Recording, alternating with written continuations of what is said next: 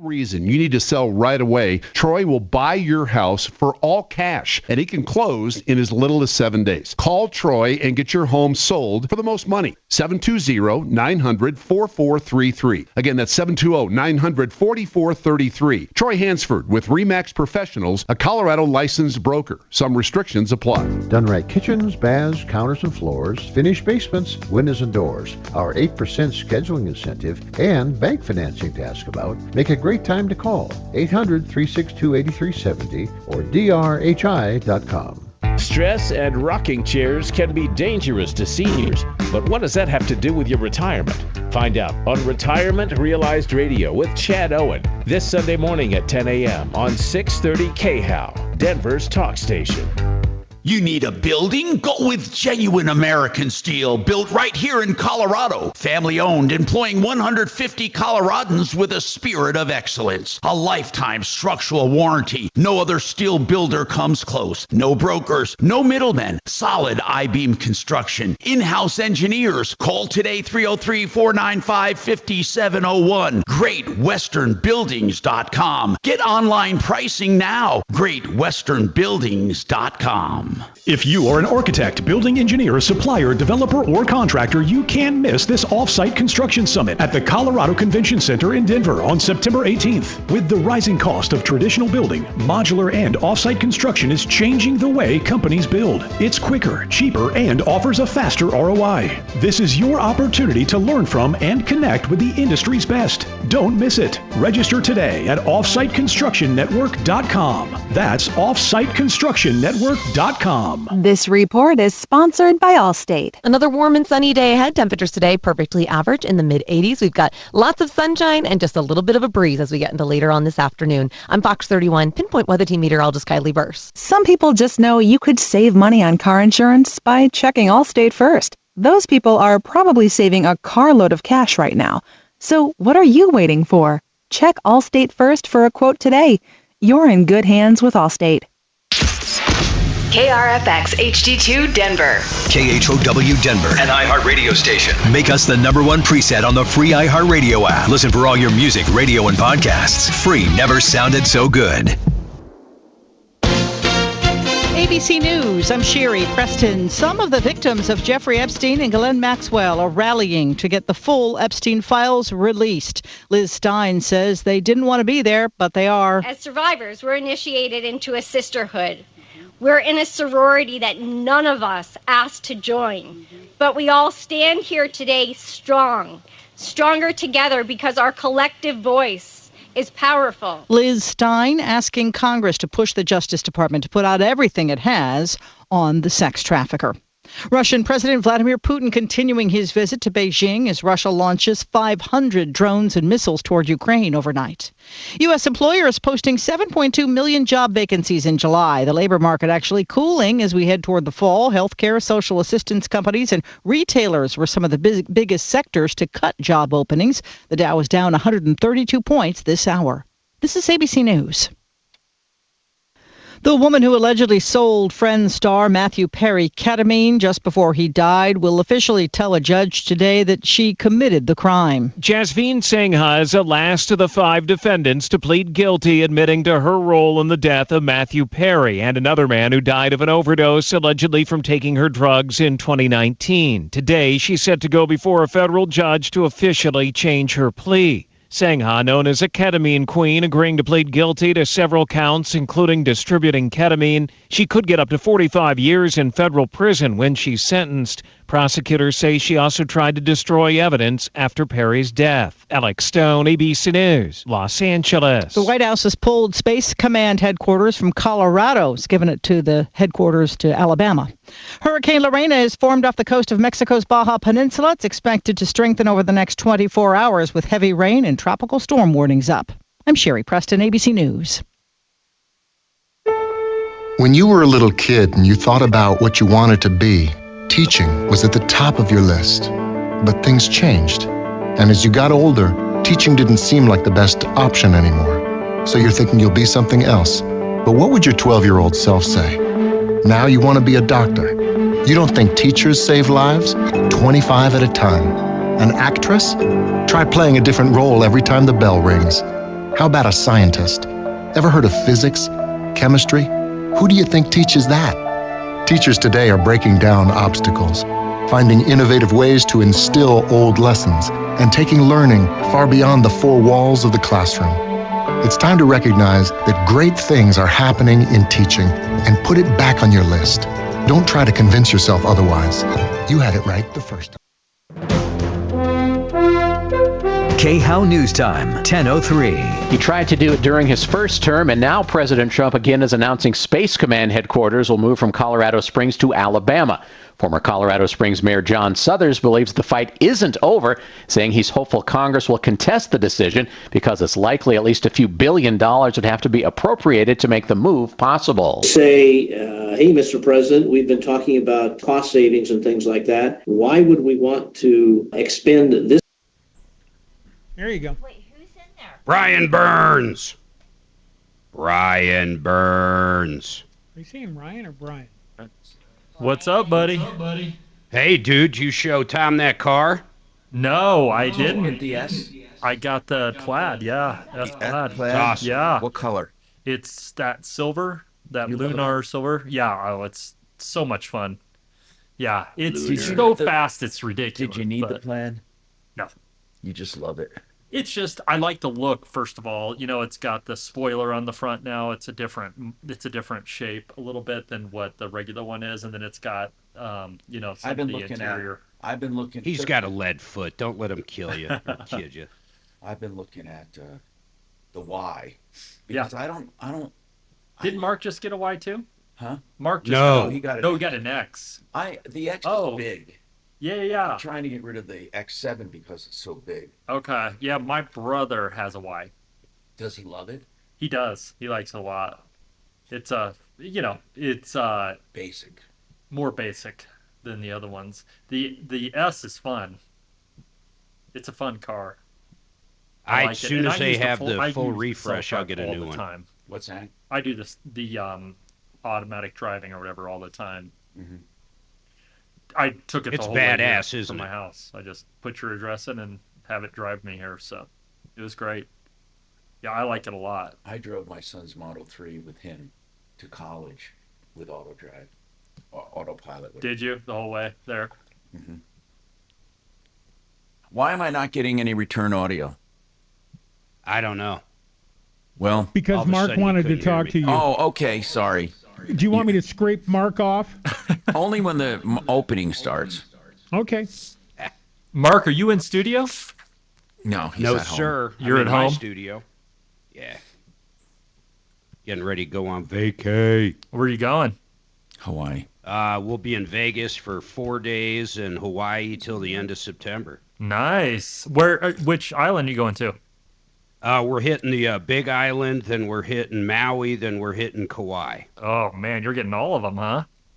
What? Yeah, what does he I get don't the like pl- why does he Oahu get that the much privilege? anymore. We've Because I been there a can't touch couple 'em, that's times, why. man. It's like New Or York are you City. allergic? I'm and, allergic, but not Waikiki. being this close. It's if I touch them and then I touch them, then Princess, I'm done. Princess. Sorry, Mark. You been to all those islands before? Yeah. Hey, Kelly, I'm sending you an outbound. Yeah, well, good luck with that because our phones are Oh, God. cooperating. Phones are fucked, did I just hear? Again? Well, it could be an operator error. I'm going to light up. I'll call Dave.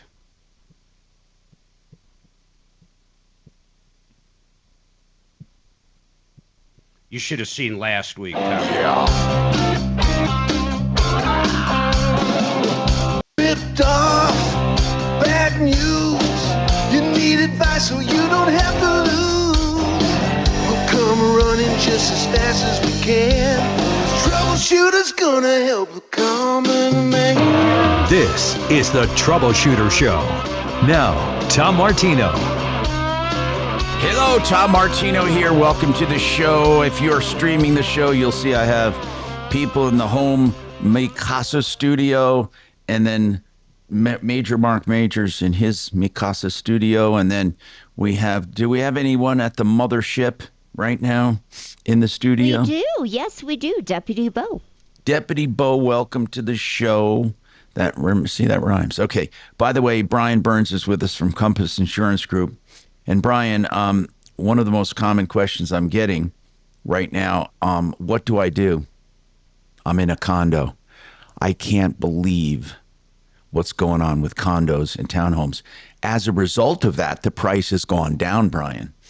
You've heard of that. The prices are going down. Yeah. They're harder to sell. They're harder to sell. Absolutely. Yep. It's a much. You're right. You can get a very good deal on a condo as far as price is concerned. The problem is the HOA costs are up so much that your total cost is still quite a bit. Now, some of them have unbelievable deductibles, and they have to shore up their HOA fees. So the fees have gone up. Mm-hmm. And people call and say, well, the HOA is charging too much. But see, it's not like the HOA is getting rich off of this. No. I mean, they need to put money in the coffers for deductibles because some insurance companies, they're making in them ungodly deductibles for condos. Yep. I think I mentioned this last time to Mark, but we just wrote insurance for an HOA maybe a month and a half ago. And their old premium, we weren't the agent on it, their old premium was coming in over $1 million.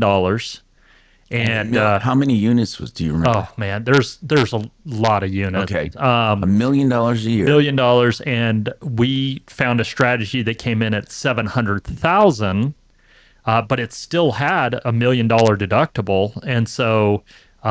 How many units were there? I don't remember. It's a big complex. I can look it up and find out, but it's a big complex. But no matter what, their deductible is going to be extremely high. So we went in and explained how you need to make sure you have loss assessment coverage on your condo insurance, and that's getting harder to find too, because insurance companies are putting clauses in there. Explain how loss assessment coverage works. So the HOA with these large deductibles, if there is a hailstorm and they have to replace their roofs, the deductible is so large that they have to pass that expense on to each unit owner in the form of an assessment, a special assessment. And I had one recently where one of our insureds got a bill for $27,000 for their portion of that loss. So the assessment was $27,000. So the HO6 or condo policy that you have for your interior unit, you can buy loss assessment coverage that will protect you or cover you for these kind of losses. Is insurance losses that would otherwise be covered. It's not for a brand new pool or resurfacing the parking lots. Or painting even, unless it's a result. Capital assessments are big, and there's no insurance for a capital assessment. Nothing you can do for that. But a lot of people, it's because of the roof and the hailstorm that damaged it.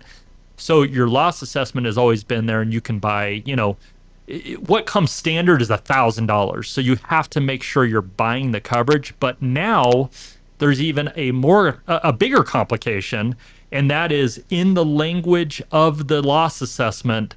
A lot of companies have put a clause in there that said, even if you bought $25,000 of loss assessment coverage, there's a clause that says, if it's a result of an HOA deductible, the limit is $1,000. Okay, so you're not allowed to buy loss assessment coverage to cover the deductible. Well, it's not that you can't. You just have to make sure your company's not one of them that limits it. There's still companies out there that will cover that.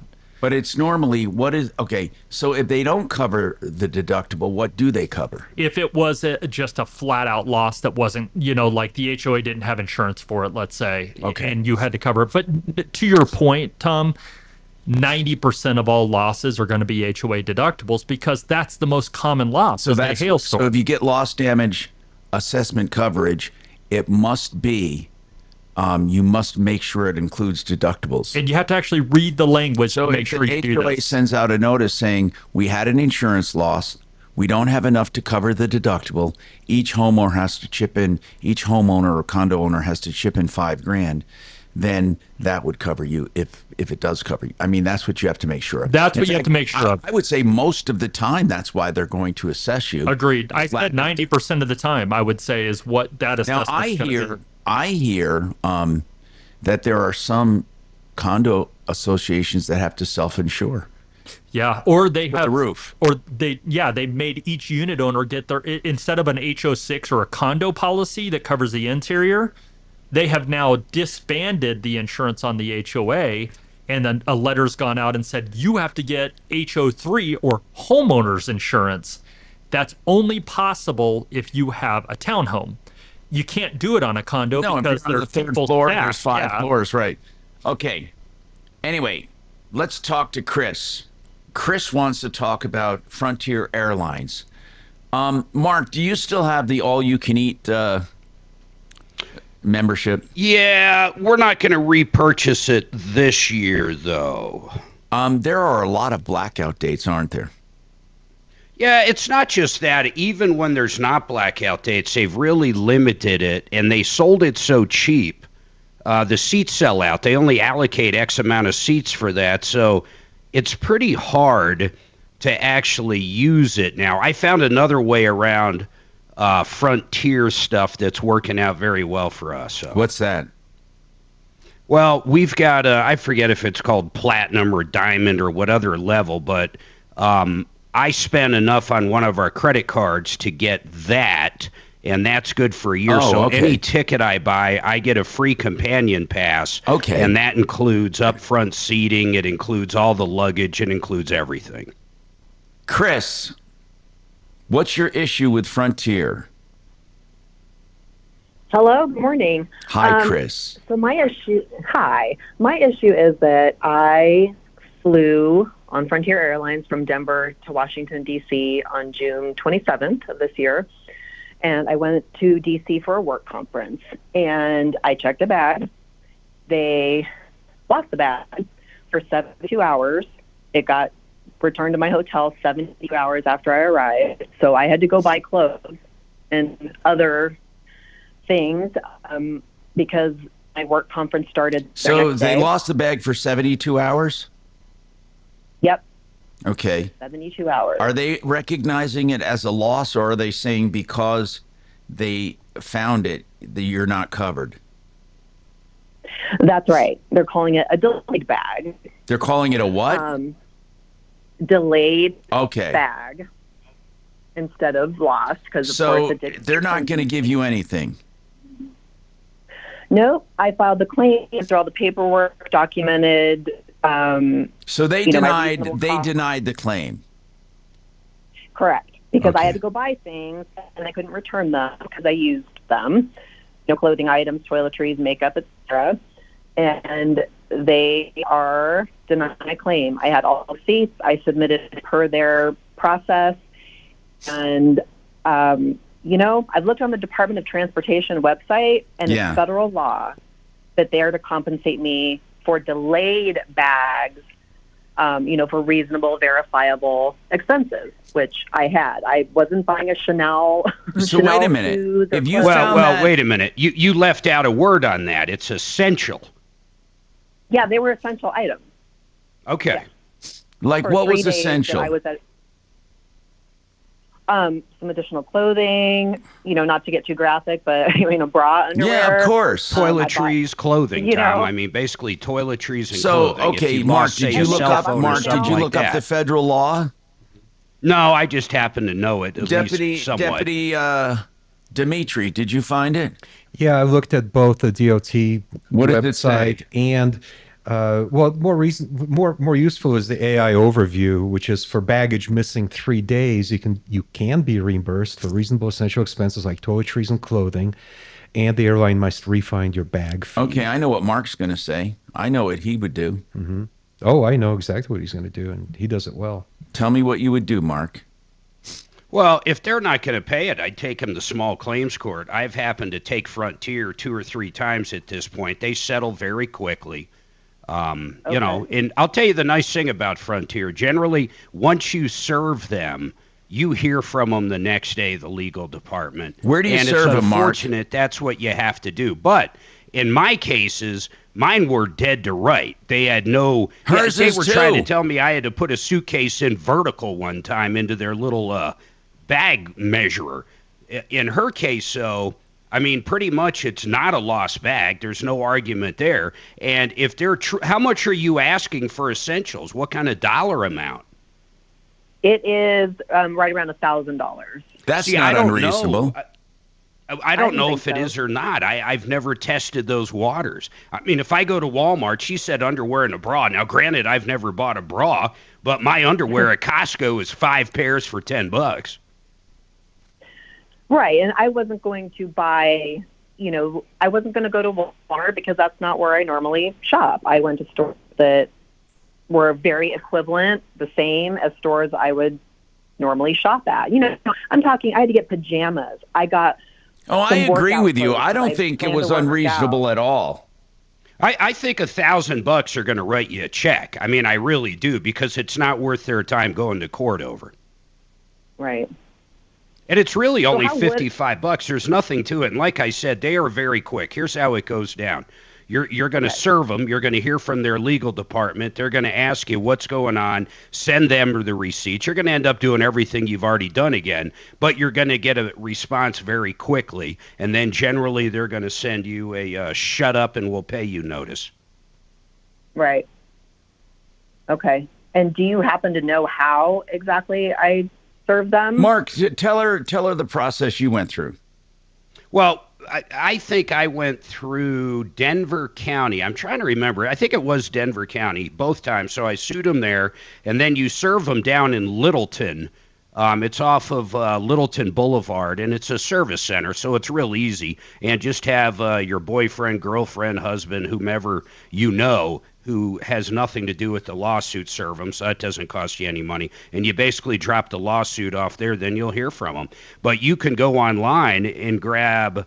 we'll send them to you. I've been saying I'll put them up on referral list forever, and I just haven't done it. But the instructions, it's quite simple. The hardest part is going down to Denver and basically filing it and not getting stabbed while you're down there. That would be the hardest part.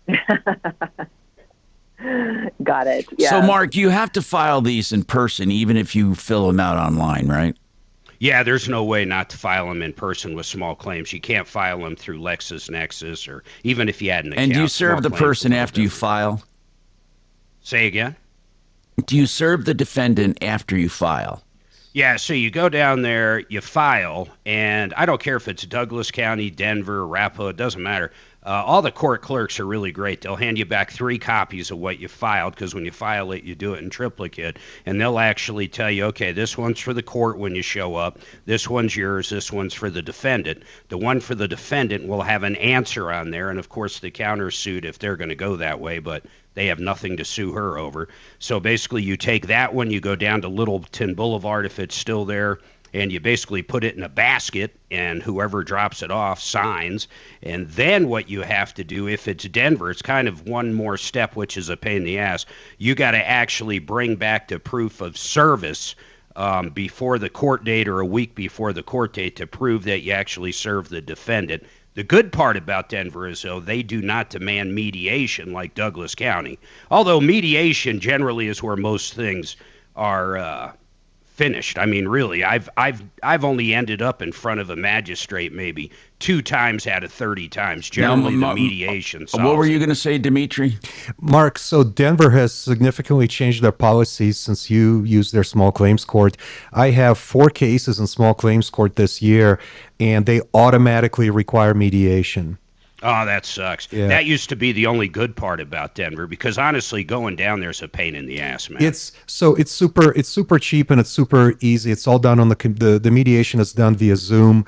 The fee is $75 for each party. But and by the way, in addition to the $50 to file the claim? Yeah, the mediation fee is $75 per party. Now, the other thing that they've Can changed they usually settle before that? Oh yeah, it sounds like in Mark's case, they settled within days. So that will be long before you even are required to go to mediation. Yeah, Frontier, but once again, I listen- want people to understand something. If you've ever been on any airline where, you have to put a bag into a box or else you have to pay for a carry-on. I want to They call explain it a that, Mark, personal but hold item. on. I want to do that after this. Because Diana's also waiting to talk about a swamp cooler, and she's working with Bo. But right now, I have to take this break. And Mark, you mentioned instructions. If you have instructions and you want to send them to me, I will post them and get them edited if you want. Post them where?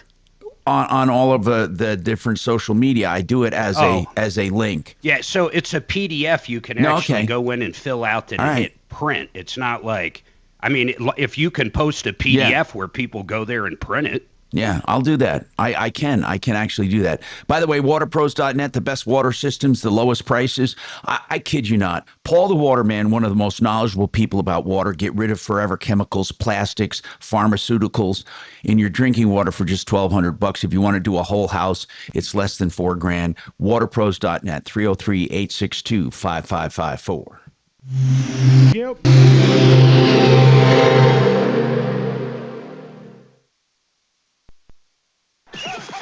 Broncos fans, get ready for game day at the Broncos VIP Tailgate, brought to you by BullseyeEventGroup.com. The VIP Tailgate is 3 hours prior to kickoff before home games next to Empower Field at the Mile High Monument. Bullseye Event Group Broncos VIP Tailgate is open to all ages, features all-you-can-eat food stations by Food Network chef Aaron May, and a premium open bar for 3 hours. Start Broncos games off right with the Broncos VIP Tailgate. Tickets on sale now at BullseyeEventGroup.com. You know, information is power. And that's what Vesta Turnkey does for people who want to be landlords. They pick the right markets, first of all, not Colorado, and you can have remote ownership, and you can do it very easily with Vesta. They help you find the property, they help you buy the property, they help you insure the property with insurance brokers in the area, they help you manage the property, they help you with everyday phone calls. They are your nanny for being a landlord. If you want to be a landlord without the conventional risks and hassles and enjoy great rewards, they hold homes up to 3 years no longer and then sell them for tremendous profits because of their research. Vestera, VESTERRA, VesteraTurnkey.com or 303-888-3788. Hey, you want someone who knows the solar biz? RedRocksRS.com, Red Rocks Roof and Solar. Let me tell you what they're doing. They've emphasized commercial systems now because they know a lot of agribusiness, strip malls, landlords with apartment houses or shopping centers, or you might have a home-based business. You could qualify for a solar system and not only qualify, but get it paid for by the government if this grant comes through for you, and it happens on most of them. And you can make money selling back to the grid or selling to end users. They have the plan. Red Rocks RS. They do sales, installation, and all the follow-up services. 303-704-2449. 303-704-2449. Hey. How much time do I have for sir? And I said 4 minutes. I said sir. Okay. Shut up. 4 minutes. I'll leave your mics open, guys. Nothing new.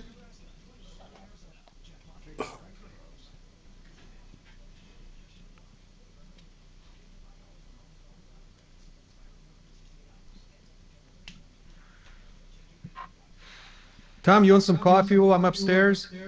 You want coffee while I'm in the kitchen? Great, you bet. Okay. I'll take one too, Dimitri. All right, boss. Let me right Can you hook number one up with Extra Mark? whipping cream. Are you doing something else? No, I'm good. Thank you. Okay. Appreciate it. I just want to. Really want to deal with her? Well, he said I'll get you the info. I keep meaning to put Hey, it Chris? online. I was telling What is Tom the I best loaded number up to on reach? coffee on the way over, so. Uh-huh.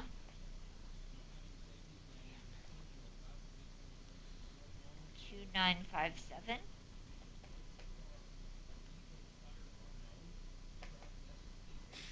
And what is your last name? Hey, Shannon.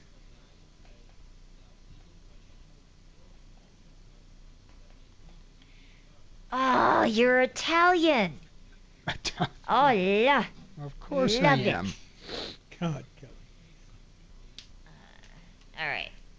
Gotcha. All right. 719-235-2957. I'm going to give this to Mark. He's going to give you some information, hopefully.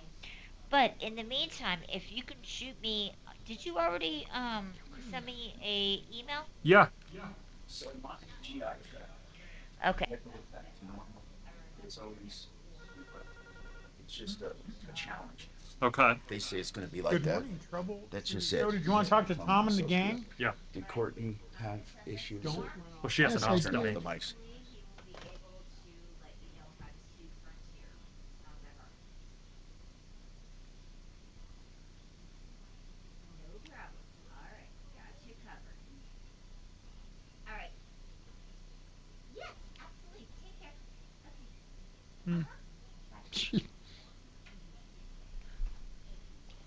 Good morning, Tom Martino Show.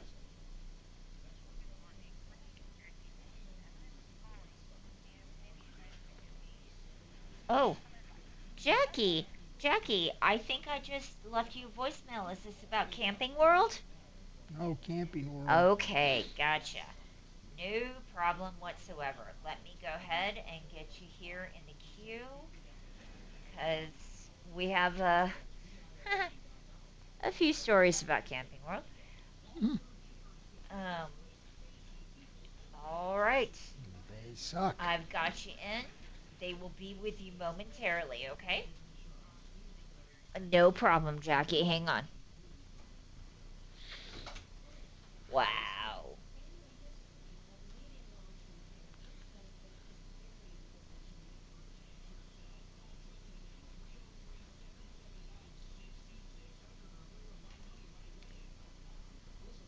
Hey, Mark?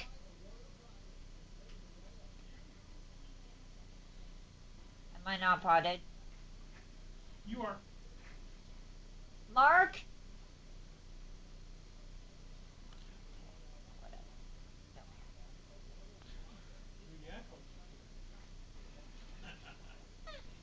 Don't care.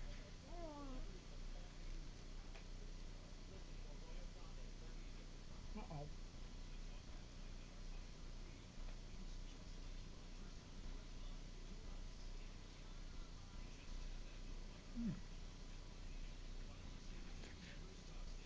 .630 K-How.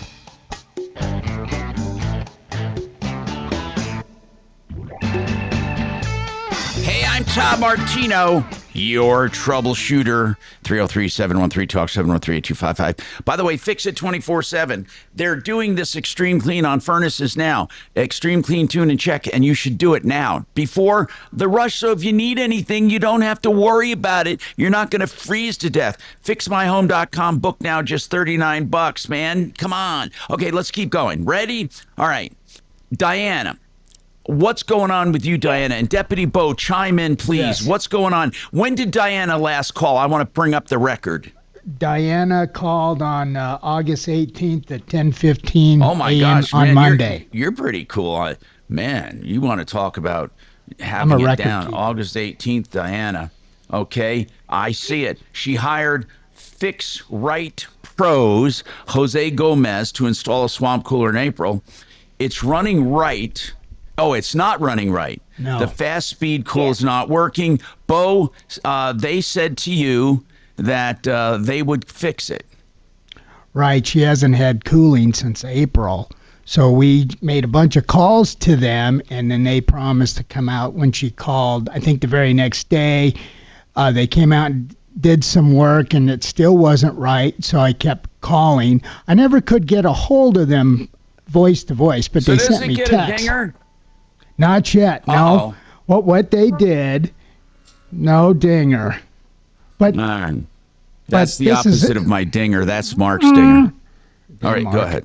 So they actually replaced, now Diana, make sure this is right. They actually replaced the cooler. They actually replaced the cooler with a brand new unit. Well, they put the brand new one in April, and then I guess he thought it was the unit that wasn't working right or whatever, but he put another one in. Yeah, he installed a brand new a second Mm-hmm. unit. He put another, he put it in maybe a couple weeks ago. And is it working that's now? Not even running right either. Is this no? That's not even running better either. And he said he put a better one in. I mean, is it? And, There's an expression in the auto industry when things don't work. It ain't. It's AFM. It ain't magic. And what I want to know is, Bo, if they put a second unit in, I mean, what would? I can't even think of a reason it wouldn't work. It sounds like the thermostat. I think pretty incompetent. I was kind of You were, yes. And I went out this morning now, and my roof is water, and it's leaking again. He worked on that. This will be the third time. Listen, if you got a new unit, it might. You know what? This is a case where if you got a new unit, nothing but a headache. Listen, Diana, if you got a new unit and they put a new unit in, maybe it would be worth finding someone independent to just go fix it. So Tom, this is what we're going to do. Okay, Bo, it's what are you just a gonna do? leak. So the swamp cooler is actually working. It is functioning. There's a leak. Right. So what I did. Hold so on, Diana. Hold on. Go ahead, Bo. So he called Jerry at J&J HVAC. He was the guy that helped us last year replace the motor for Eileen, who didn't have heat for 6 months. I called him. He's going to go over there this afternoon, and if it's not too much of a cost, I'm going to take care of the repair, because obviously it's just some sort of a leak going on with the water line. So you're right, Tom. We're having another And who company is that go out nice today. independent tech going over there? No, there's still something not right with the control panel. Diana, we're gonna I want Diana, Jerry to we're look at gonna that. have someone look at it. Bo, who's the independent tech? Jerry, who owns, he's a small shop, J&J HVAC. His name's Jerry. He's a very nice guy. He's the one that helped us install the motor for Eileen last year. Diana, we're going to have an expert look at it. Don't worry. Bo is on it, and Bo's a great guy. I'm going to go back to the dinger just for attitude. And then because you deserve it, Bo. I mean, you work really hard. You work way harder than Deputy D. I'm just kidding. No. I'm just kidding. No. If I had to rank the deputies, I would say... let's rank them. D's on top. I'm going to rank them right now for good looks, okay? I'd say Deputy Doc's probably at the top. That's funny. On the UGG scale. Oh, sure. I don't know. We're not going to... I'm going to get in trouble here. Okay, so hold on. Let's go to Scott. Scott, wait a minute. Is this possible that we have two... Kachina... We had two random calls, both about Camping World. Wow. Or is that a misprint on there? Scott. Nope. Both Scott, what's happening with you? You know, Camping World is dreadful. It is absolutely dreadful. Scott, speak to me, brother. What's going on? Me and my wife recently purchased a destination camper there, 43-foot. The loan turned out to be $90,000. Oh, whoa! Wait! How much did you pay for it? We paid right around $80,000, and in the fog that they created, the loan went to $90,000. Tom, wait a minute. Wait a minute. You bought it for $80, and you got a loan for $90, right? Yeah. I'm going to guess you're not good at arithmetic. I mean, if you bought it for $80, how does the loan get to $90? They threw some extras on there, right? Yes, sir. They actually didn't. You know, we felt lucky we was getting it tight, kind of a thing. And the guy, he had the paperwork turned over so we could sign here and initial there. Oh, man, this is crazy. No, this is crazy. You have a $90,000. The retail purchase of the 43-foot destination camper, the price was $80, and you have a loan for $90. Did you put money down? We put $2,000 down. And... You know. Okay, so what do you need from us, man? I want to help you. What do you need from us? When we got it, we had them deliver it up here. That was $600 to Cripple Creek, is where I live. Yeah. And they brought it up here to us, and the delivery guy brought it, and he opened up the door and everything for us, and we come in, looked it over, everything's fine. He left, and then when I went to close the door the very first time, it's a sliding glass door. And it's like a 3-panel, real nice door. And I went to close it for the first time, and it hit on the top, and it was 1 inch out on the bottom, at least 1 inch. And out. what door is this? The main door to go in. It's the only door to get in the trailer, really. And so the entrance door, is off. Yes, it was off the tracks, and the roller was completely collapsed. And the guy said, he said, I hope the keys are in here because it's not locked. All right, let me ask you this, bro. Let me ask you. What have you done since this? When was this delivered to you? When was it delivered? It was delivered on about approximately a week ago. Okay, I got to take a break. Hang on. I'll come right back to you. I'm Tom Martino, 303-713-8255. Yep. This is Denver's Talk Station with Tom Martino now. Dan Kaplis today at 4, 630 KHOW, Denver. Now, Impact Traffic. This report is sponsored by the White House Briefing Room podcast with John Decker. Well, progress is being made on trying to clear I-25 southbound at 20th with this very large, heavy paving equipment that was overturned on the highway at about 4 o'clock this morning. They've got it back on its wheels, actually. Now they're going to have to try to get it off the highway, but we still only have one lane coming through southbound. HOV lane does remain open. The backup here is right at the turnpike, so that's improved a little bit, but it's just barely crawling heading into downtown. Bullock Turnpike and I-70 still jamming, also trying to get on to I-25. With traffic, I'm Jonathan Steele. I'm John Decker. Join me weekdays for 15 minutes of no-spin White House coverage, straight from the press briefing room. Subscribe now to the White House Briefing Room on the iHeartRadio app or wherever you get your podcasts. Okay, the steel building industry, the metal buildings, the industry sucks, but we're in luck. You know why? Because we have right here in Colorado one of the best companies ever doing steel buildings, because they truly are a family-owned and operated factory. Great Western. And let me tell you something, greatwesternbuildings.com will fix you up. You know what? They have a 120,000 square foot manufacturing facility in Grand Junction employing 150 people. They give 100% American steel, manufactured and guaranteed for life, and the finish for 40 years. They even have galvanized secondary framing. You will never get a better building, never have a better or friendlier or more dedicated staff. They are in Colorado, for Colorado, in-house engineering, and they're licensed in all 50 states. They happen to be right here in our backyard. Please give them a call. Don't go to the other schlocks. 303-495-5701. The best when it comes to steel buildings, greatwesternbuildings.com.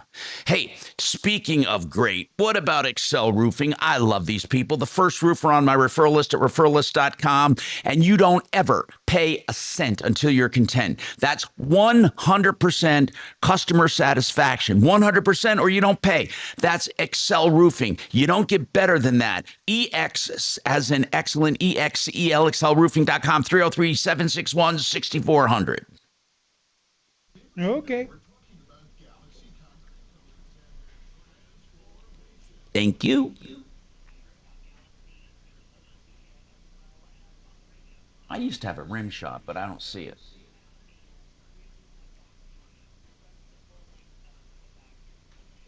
I'm going to have to get me a rim shot.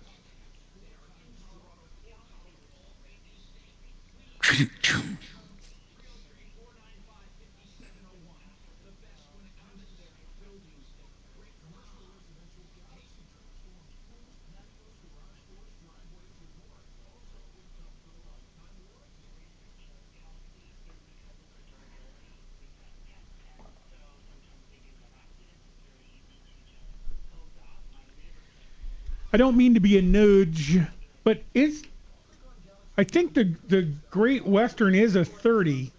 Oh, I'm sorry. Okay, I'm sorry. I went nuts, and I will be better. I promise. No, you don't. You're getting too late in life to start trying to be better. Just be good at what you are. Just be terrible. Yeah. No, you're not terrible, you dumbass. Just don't. It's too late to start over. Is all I'm saying. Yeah.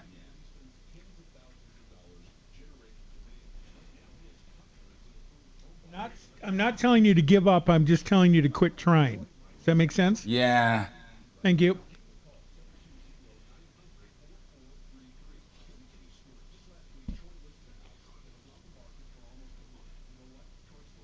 Okay.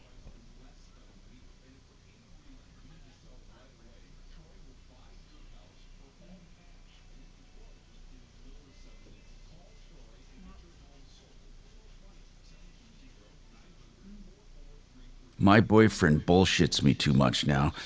Were you here when we tricked it yesterday? No, he wasn't.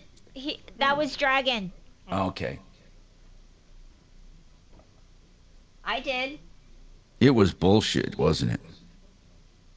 You didn't ask him about me, thank God. Oh, I will. Oh, don't.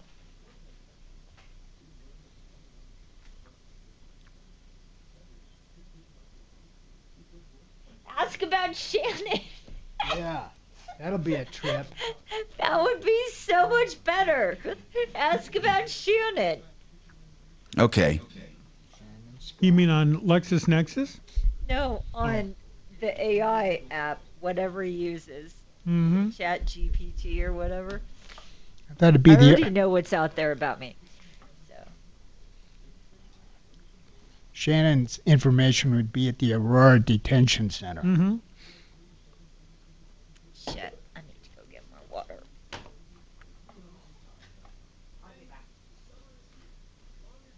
Hmm.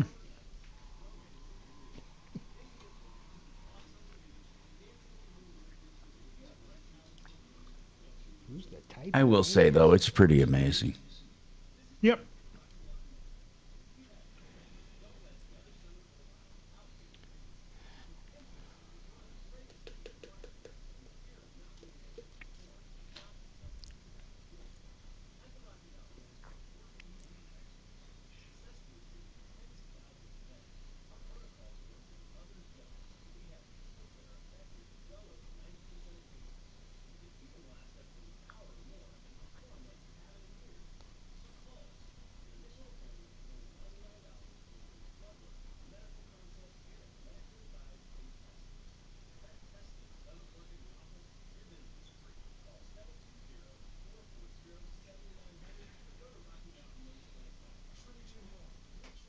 Fiduciary Advisors, TrajanWealth.com. I'm Tom Martino, your troubleshooter, and I love helping people. This Camping World thing just befuddles me. It seems to me if it was delivered last week and the door's not right, they should just fix it. So where's the hang up here, Scott? I called them about 2 hours after it was delivered. Yeah. And they said that it's a factory problem, Tom. Okay, so what? You just bought it and got it a week ago, so what, are they throwing their hands in the air now? Come on, man.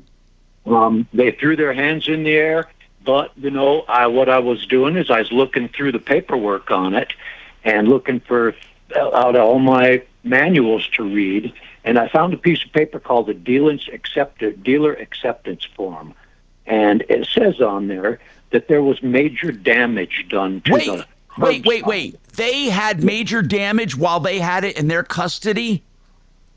Yes, they did. Did you sign it? Whoa. Did you not acknowledge that? No, sir. I'm not supposed to have this form, they said. They said that this was none of my business, and this form was left in this trailer accidentally. And it's the one when they received it from the shipper, and it showed up with major damage on the right-hand side of it. And that's the side the door is on. Okay. We need to assign someone to this. This is ridiculous. It is. Mark, why?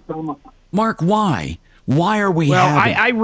I really want to see that. You said something, and I'm talking to the caller, before the break that concerned me, and now it concerns me even more.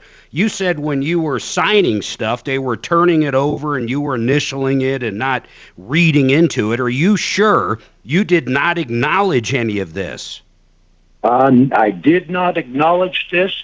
They never walked around it with me and showed me.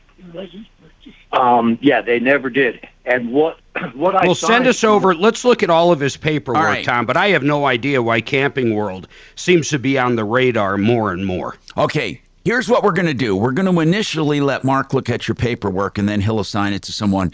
But Scott, you can get that paperwork to us. Is that correct? Yeah, I think I'm not real good at it, but I think I can take a good picture of it and then email it. Yeah, but we need everything you signed. And Jackie, what is your issue with Camping World? I have to take a quick break, but I need to get started. So what is your issue? Is it with a purchase or service or what? It's a little bit of everything, actually. Uh-oh. Tell me, where did it start? On the 19th of July, we purchased a 37-foot camper. A 37-foot camper? Who makes it? It is a Sport Trek. It's a 2018 Sport Trek. Okay, so it was used, 2018 Sport Trek. Okay, hold on. We'll come right back to you. I'm Tom Martino. We have more coming right up.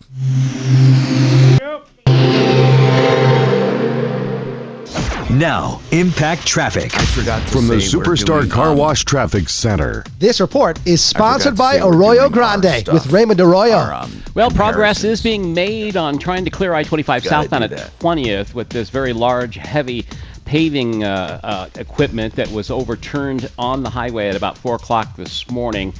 They've got it back on its wheels, actually. Now they're going to have to try to get it off the highway, but we still only have one lane coming through southbound. HOV lane does remain open. The backup here is right at the turnpike, so that's improved a little bit, but it's just barely crawling heading into downtown. Boulder Turnpike and I-70 still jamming, also trying to get on to I-25. With traffic, I'm Jonathan Steele. I'm Raymond Arroyo. I'd like to invite you to my new podcast, Arroyo Grande. Discover life lessons, practical advice, and inspiring examples to live by as I sit with celebrities and thought leaders you'll absolutely love. Listen to Arroyo Grande wherever you get your podcasts. You know what you want? You want honesty, integrity, value, convenience, all of that in a car place. And you know what? Sheridan Auto Tech does that. They even do electrical issues. They do heavy maintenance, light maintenance, repairs. I'm taking my Beamer to them, even though it's under warranty, because they can do all the regular maintenance. And I love Sheridan. You'll save money. You'll save time. You'll have a great relationship. They keep accurate records. 303-455-7242, 455-7242, SheridanAutotech.com. You know, information, as I said, is power. And when you get into an accident, you have all kinds of questions. John Fuller has set up his practice unlike any other PI attorney. They don't require that you sign up or even say you want to sign up. He'll talk to you personally before you hire any attorney. He'll answer all of your questions about your personal injury, and it'll be free of charge. And then, of course, if you do hire him, it's still free of out of pocket. It's on a contingency fee basis. But get this, you will always have that personal communication. He supplies you with his personal cell phone that you can call or text anytime. 303-597-4500. You don't believe me? Call. Talk to John. 303-597-4500. There you go.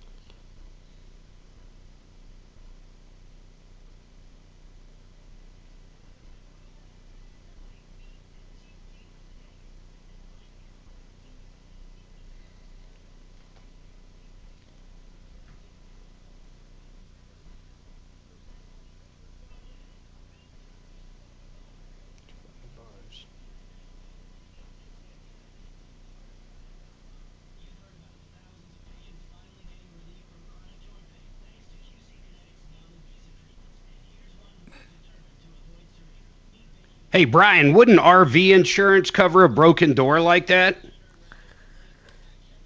Upon delivery, though? I don't know. It does. I don't care when it is. Well, I take. You would have to know what happened exactly and when. It'd have to be a covered peril, is what I'm saying. The damage has to be caused by, a covered peril. Yeah. Well, I don't think the door just falls off, right? Right, but did the damage occur prior to her even owning it? No idea. No, it was done while it was on the lot, and when he got delivered, it was discovered. I wonder why he took delivery then. Right. Because he didn't check it, he said. But so it wasn't discovered upon delivery. No, it was right after they left. Do you think the damage occurred while he owned it, though? No, not really, but how would they know? Well, these are questions they'll ask. But I don't think he should even. This thing is, he shouldn't even take the damn thing if it had. They didn't disclose heavy damage. That's bullshit. Of course, Mark doesn't know shit like that. I got to tell him. I gotta learn him. I gotta learn him. You gotta learn him good. I gotta learn him good. I don't know, man. I would assume he signed something saying it was in perfect shape when it got delivered. It sounds like, Mark, he signed a lot of papers when they delivered it. No, Mark, you're right. That could be that he did. Yup. He absolutely did probably sign something. Are you looking at his paperwork yet? No, I haven't seen anything. Finally, I have an open line. This is Kelly from the Tom Martino Show.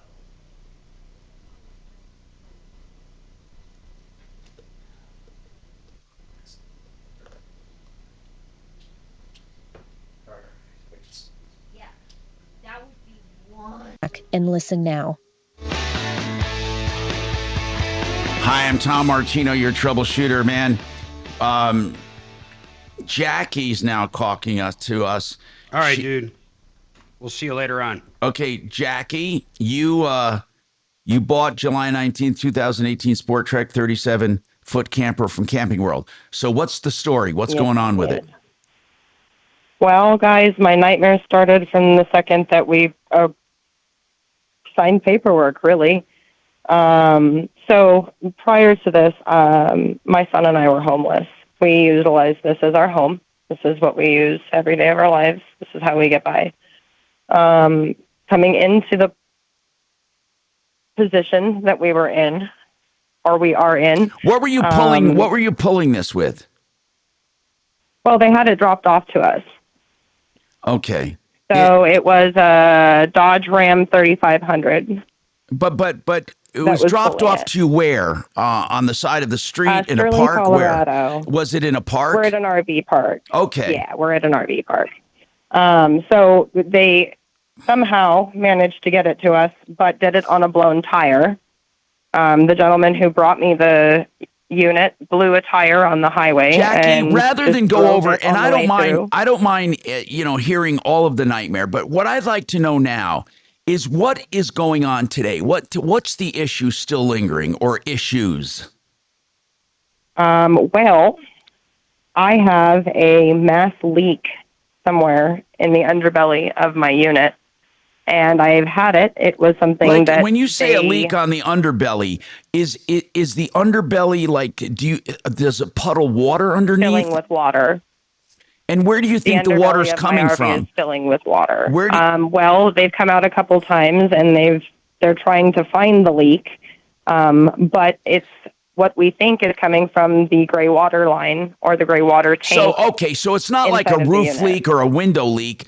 It's like from inside the guts. Too. Yes, this is like a mass leak somewhere in the under. When you say a mass leak, let me ask you something. When you say a mass leak, do you go outside and see a giant puddle of water? Well, no, because it's all filled in the underbelly right now of my trailer. So it's soaking the luggage compartment. Tell me where it manifests. Where do you see the water? Right above the gray water tank. Okay, and it's pooling on the gray water tank? it's beating over the gray water tank, which makes me personally think we have some water lines up there that have been needing to be replaced. So, do you know, can you tell if it's fresh water or gray water or black water? You can tell that it's city water. No, what I mean is, so it's not the gray. So it's not gray water leaking. You're saying it's fresh water leaking. It's fresh water that's leaking, but it's not coming from our fresh water tank. It only happens when I turn the hose on to the city water. So when you connect city water to your camper and turn it on, it starts leaking. Yes. So it's not gray water. There is obviously a leak somewhere between your hookup and your fresh water tank. Yes, is what we're thinking. I understand. Well, why can't they figure this out if you could? Well, I'm really not sure, and that's why I'm contacting you guys. All right, you hold on. Let's figure out. Hold on. I think we're going to have to get involved in this too. Camping World people, I'm going to tell you something. Never, ever, ever, ever use Camping World. Never, ever, ever. Hold on. We'll come back to you and more. 303 Martino. All right.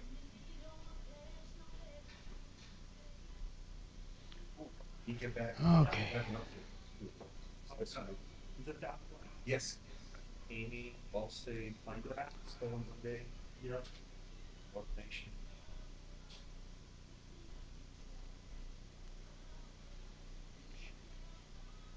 This is a nightmare. She didn't say if she bought it new or used. Used. Okay.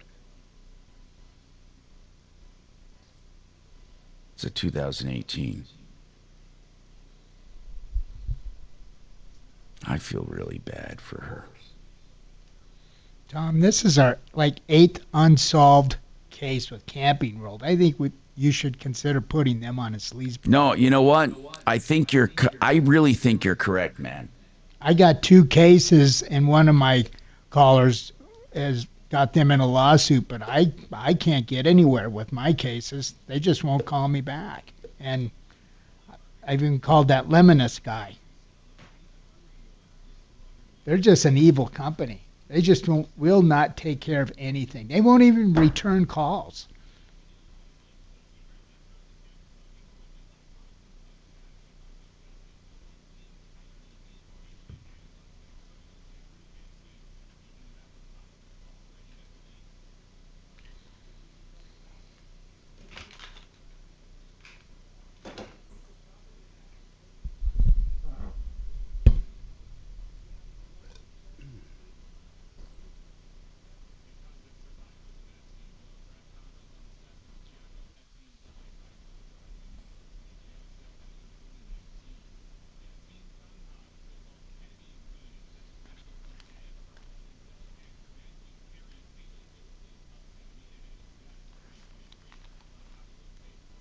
Jerry.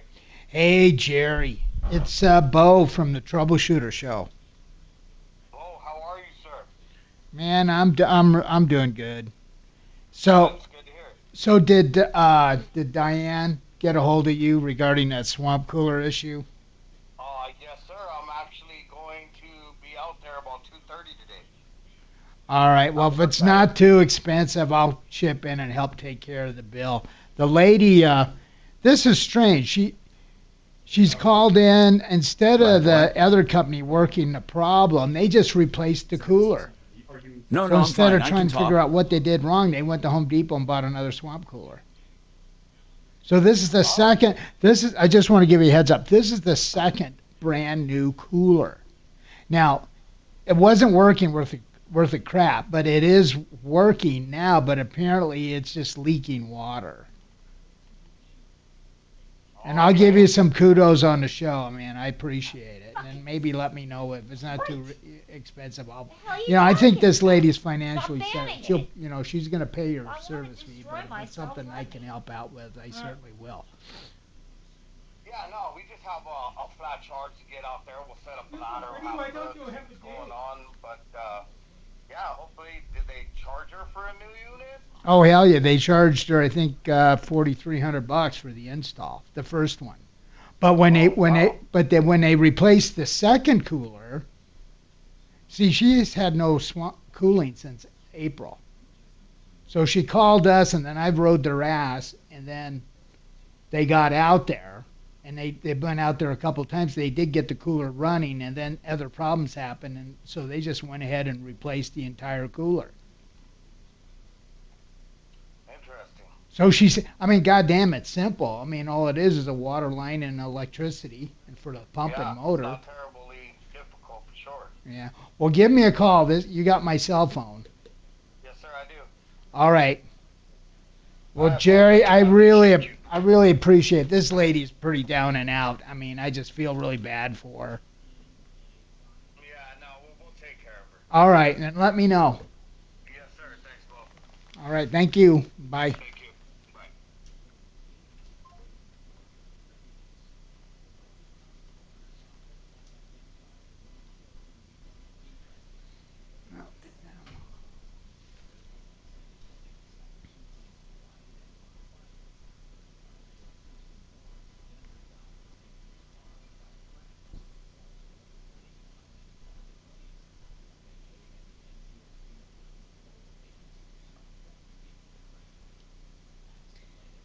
This is no big deal at all what this guy sent us, man. Makes sense.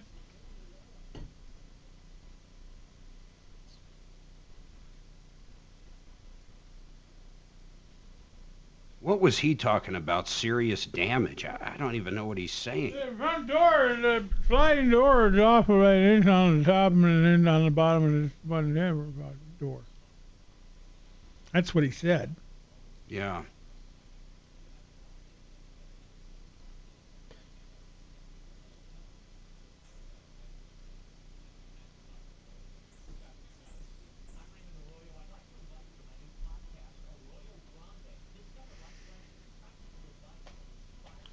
Seven, 1, 5.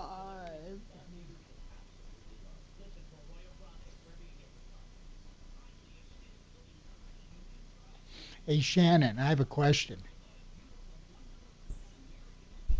Yes? Whatever happened to Lou from Littleton? Did you know him? Oh, he used to call in from Littleton all the time while I was at the buffet. Oh.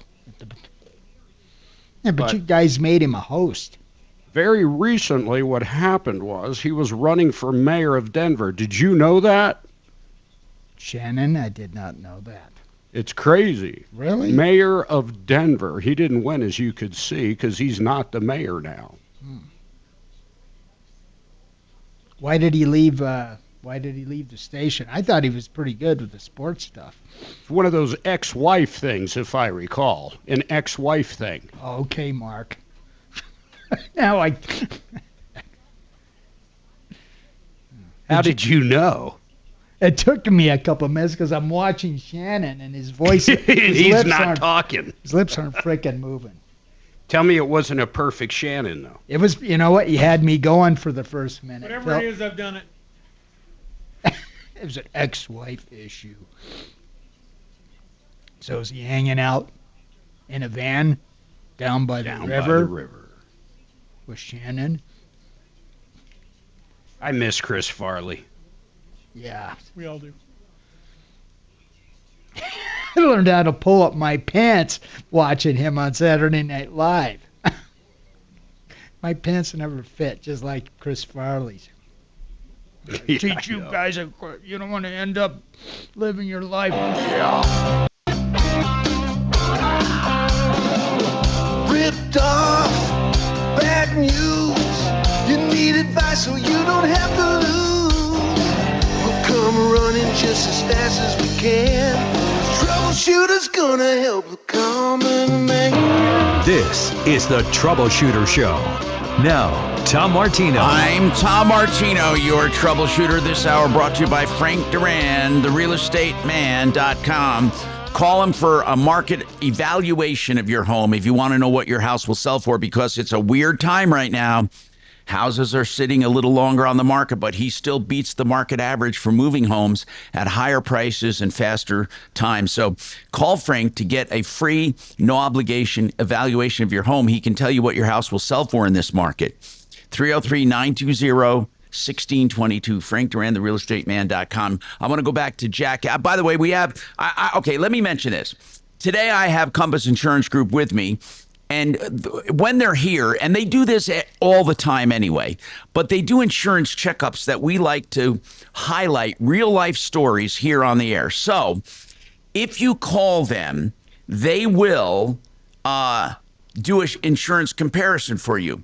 And while I have him here, I'll just ask him straight up what is involved. People say, oh, my God, an insurance, this is going to be a nightmare, blah, blah, blah. And really, it's not a nightmare. Now, as a client of theirs for probably 20 years, I get that automatically. They shop me automatically. They don't behold to one company like captive agents. Captive agents are like Farmers, State Farm, Allstate, American Family, Fred Loyal. These people can only sell one insurance. So therefore, that's all you're ever going to get.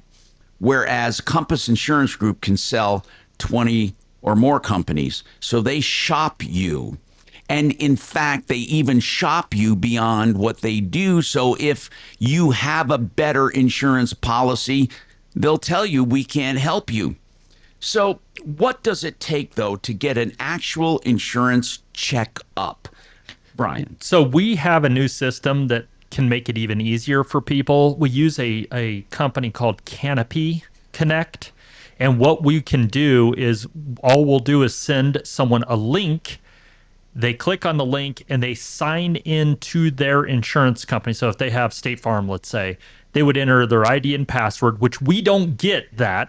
We don't see any ID and password. But what it does, it then shares the declaration pages with us. And then they just fill out their operator information, date of birth, driver's license numbers. So to answer your question, we need declaration. With what is out there. So it gives us that information, then we shop it. Right. But instead of someone having to download their declaration page or try to find it, this gives them the option to sign into their company and it will automatically get me it. So we try to make it as easy, but if people don't have an ID and password, then they just have to get us declaration pages and then operator information. And then one question we always ask, how old is your roof and what kind of roof material is it? Is it an asphalt roof and when it was replaced? And it's not just for roofs, it's for car insurance, regular insurance. Right. So they may say to you, here's what we found. Sometimes they find better coverage at lower prices, but here's what we're going to do as a real life example. During the show today, we're going to highlight real life examples that came into the show. So if you want to call, you don't have to wait on hold or do anything with the show. You can call directly to the insurance helpline. 303-996-9000, 303-996-9000.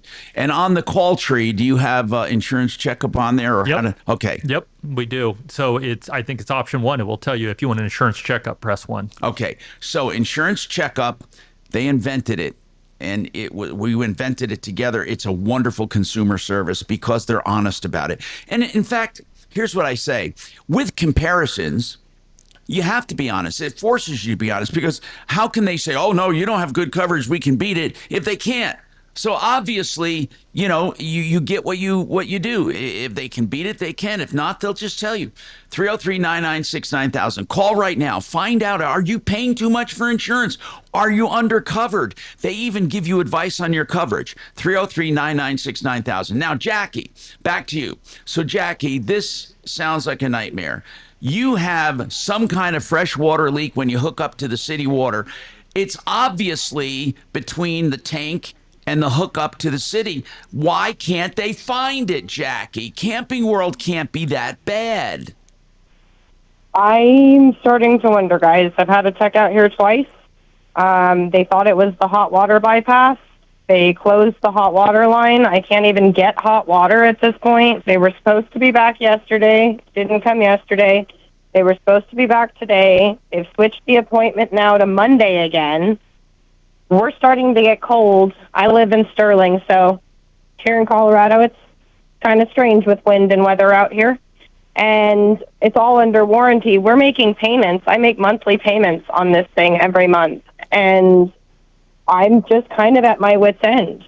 Amongst the leak, we've had holes in the ceiling that they've had to come repair. I had no propane for the first 2 weeks that we had the unit because the regulator was bad. They swear up and down they've done a 40-point inspection, but the unit was not even cleaned when they dropped it off to us.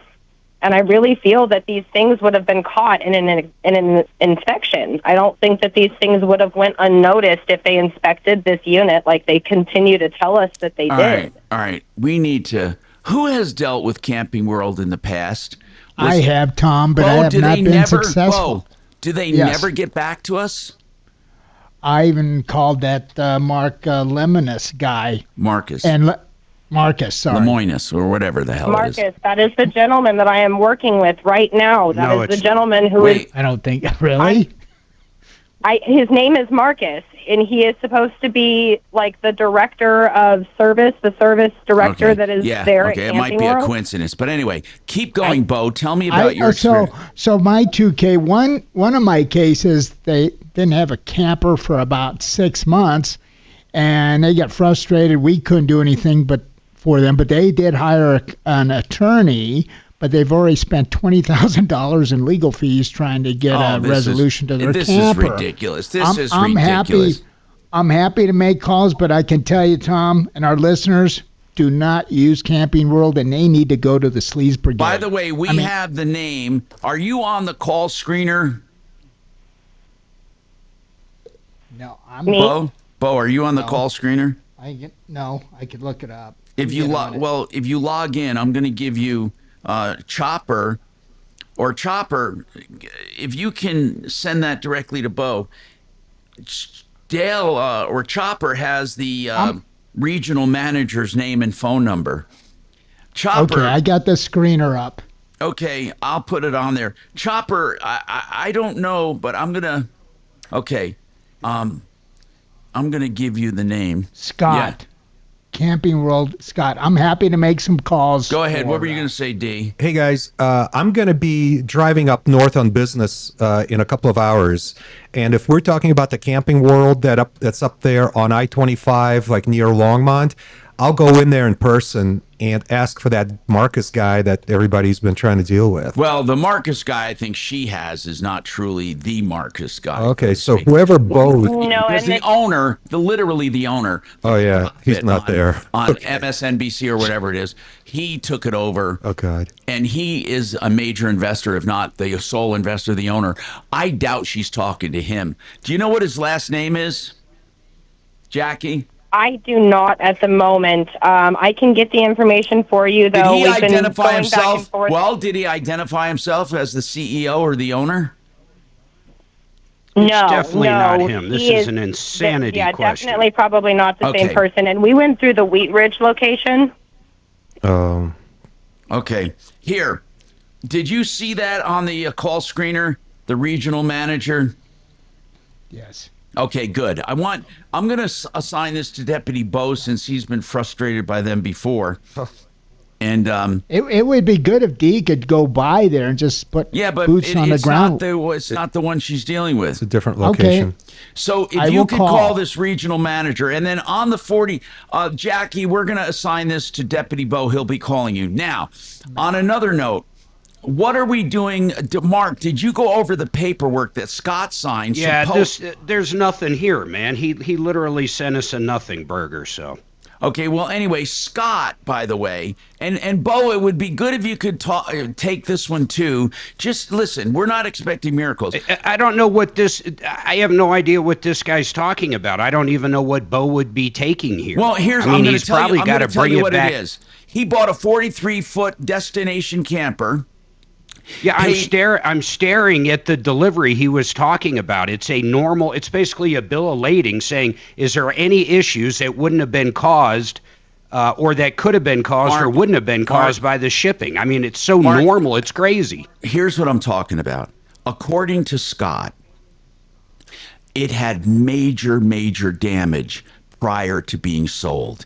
I think they should have disclosed it. And that's what he said, and he was going to send us the paperwork. Right. The paperwork says there were scratches on the fridge, a scratch on the microwave, I and understand. some J-wrap missing. Okay, is Scott still there? If not, I'd like Scott's phone number so I can group these two complaints together. These RVs are they're Mark, not I assembly understand. lines. Mark, You're going to Mark. have scratches. Mark, please listen. I understand what you're saying. I swear to God I do.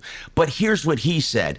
After looking into it, he wasn't talking about the minor damage. He said prior to delivery, it had major damage that they repaired improperly. Now, granted, I don't know what that is. I don't know if he's full of crap, but that's what he said. And if, in fact, it was truly heavily damaged, now that could be a clue as to why he's having a lot of little minor problems, but there could be major problems lurking. I don't know, but I'd like to know. I have no idea why he would send us what he sent us. That's right, and I agree with you, because he said that he saw some kind of dealer invoice that showed major damage. And that's what we have to investigate, Bo. So really, I don't know any more than you do, but that's what he said. I think he said, I saw some paperwork, and it said there was major damage before they sold it. So anyway, we're going to move on to other calls as well. And we have Elzira. Is that how I pronounce your name? Elzira? Elzira.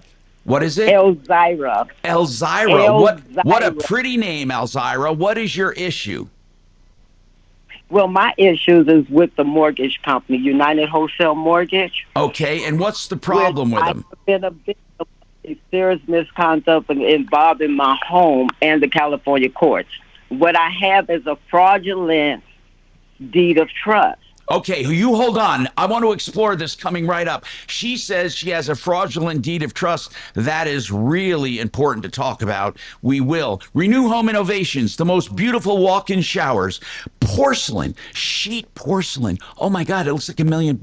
They can do this in 2 or 3 days and they give you months and months to pay. Without interest, 0 interest. RenewHomeInnovations.com for a walk-in shower. They do away with that ugly tub shower combo. RenewHomeInnovations.com. Thank you. The Golden Buffaloes entertain the Blue Hens. Hi, this is voice of the boss, Mark Johnson. Saturday, the Buffaloes host Delaware in Boulder. Coverage begins at 11:30. Kickoff at 1:30 on KOA and on iHeartRadio. You know, I love when a company puts themselves out there and gives pricing on the phone. Why do they do it? I'll tell you why. They're proud of their pricing, right? The Art of Granite is the only one who does countertops that will quote on the phone. You call Mitch Fleury over at the Art of Granite. Now, whether it's granite, natural stone of any kind, or man-made materials, they'll give you a price. They might want a pick or two and some square footage. They'll give you a price. If you like the price, they come out and template and measure, and that takes about 20 minutes. And then guess what? In 3 weeks, they come back and you have countertops. And by the way, tear out and haul away is always free of charge. 303-386-5919. Get your price. Theartofgranite.com. 303-386-5919. Ooh, okay. Okay, another question for you, Tom. Yeah. You have a structure, STRUXURE. No. Pretty freaking cool. Well, pergolas are cool. Well, this is the powered, where It's on top of it. This part can close and open with your phone. For your pergola. Yeah, your pergola closes and opens like that, like the. Oh, cool! So it's like it's like the big football stadiums. They can open the roof up. Yes, except for it's like just the Yeah. slots and the slots. Oh, so they do this. They do this.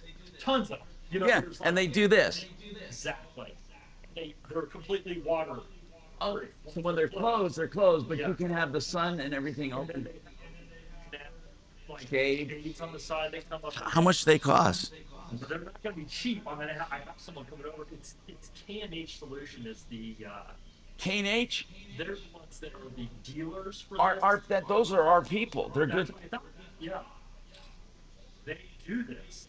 It is the coolest looking thing. I come over tomorrow. K&H Home Solutions are good people. Okay, cool.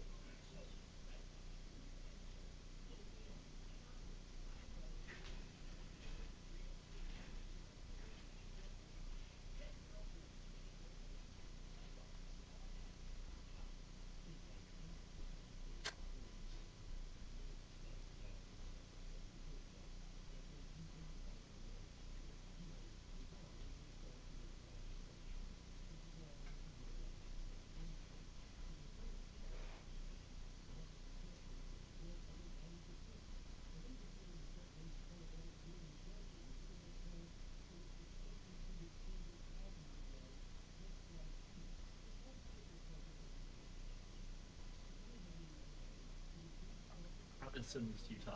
Take a look at it and take a chance.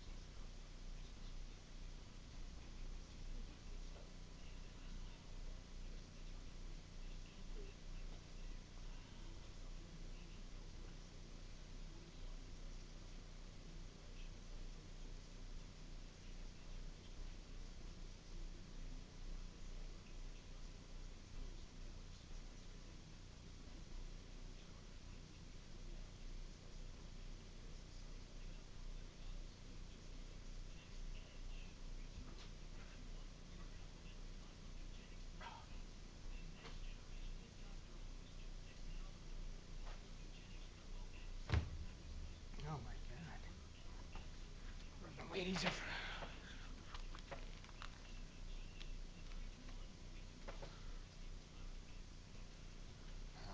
fruit cake.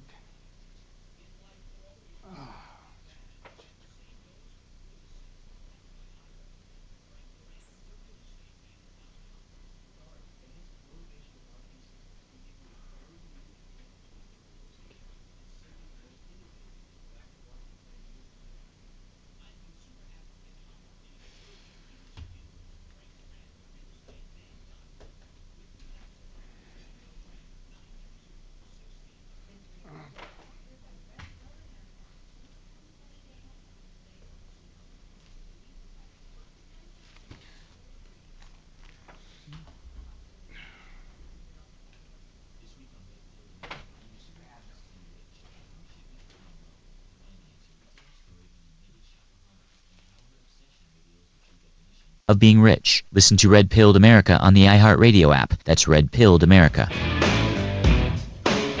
Hey, Tom Martino here.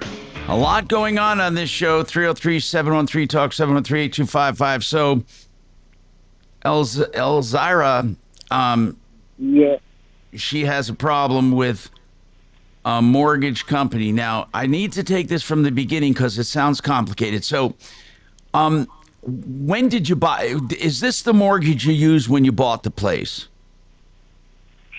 it's a different mortgage company, but I've been at the home for 50 years. Okay. Did you? Okay, you had the home. You've been in your home for 50 years, and Yes. Did you refinance to get this mortgage company? I did. Okay. When did you refi with this company? In September 17, 2020. Okay, in 2020, you refied using the company called what? What's the name of it? Mortgage. What is it called? I'm sorry. United Wholesale Mortgage. Okay, and what is wrong with United Wholesale Mortgage? Well, the problem is, which I just discovered a lot, I realized that a lot of the contracts was fraudulent, right? Well, hold on. How did you realize the documents were fraudulent? How much of a mortgage do you have, by the way? How much? It wasn't but $285,000. 285,000. That's correct. Okay. And so tell me why you said this is fraudulent. This was done back in 2020. When did you first discover it was fraudulent? Well, when you look at I had on my deed of trust. Yeah. It showed that they had oh my God, let me think of the company that they send it to, and it shows that everything was taken care of that day, on the 17th of 2020. Oh, are you saying they never paid off your other loan? They're saying that that particular loan was already taken care of and cleared, right? That's what it shows. Okay. So I sent United Wholesale Mortgage the affidavit of dispute and a notice of default. I sent them an affidavit of dispute, which they never responded to. Elzira, this is important for me to know. I need to know something. So you refied your house in 2020. What got you looking? Here's what I need to know. What first got you looking at United Wholesale Mortgage? I mean, did one day you wake up and say, I don't like the loan? I mean, what made you look at that loan? There was other people that I was talking to and different people, and it wasn't the first person. Someone else had mentioned to me, was talking about how loans are fraudulent, right? Okay. So, and I started looking like, wait a minute. And then they have... Okay, so what did you see about your loan with United Wholesale? What did you see that made you suspicious? I'm trying to remember the company that they send everybody's loans to. And when what do you mean a company that they send everybody's loans to? They have a company. I'm trying to remember the name of it. Is it a servicing company where you send your payments to? No, it's oh my God. It doesn't matter. It doesn't matter. Elzira, here's what I need to know. I want to ask you, Elzira, I want to ask you some basic questions right now, okay? Are you behind in payments? Yes, I was. Are you still behind? Elzira, this is really complicated and some very simple questions. Today, are you behind in any mortgage payments from 2020 till now? Yes, but I was never behind before I sent United Wholesale Mortgage affidavit of dispute. I was always on time.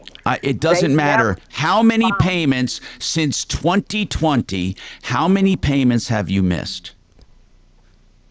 About 24. And let me ask you another question. Are you making payments now? No. Okay, you're going to be foreclosed on. They did what they called their foreclosure.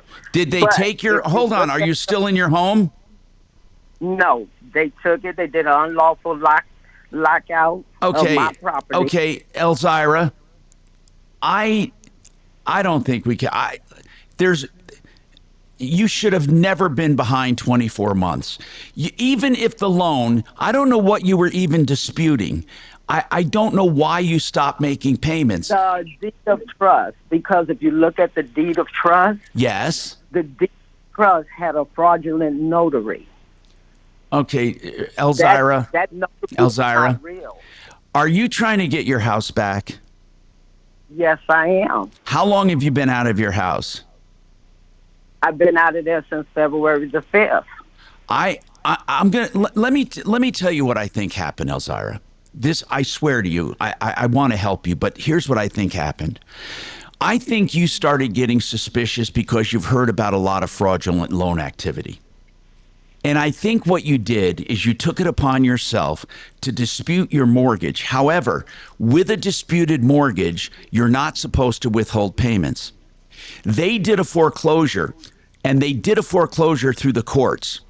And what happened was they were granted the foreclosure, which tells me a judge looked at the paperwork and said it was all right.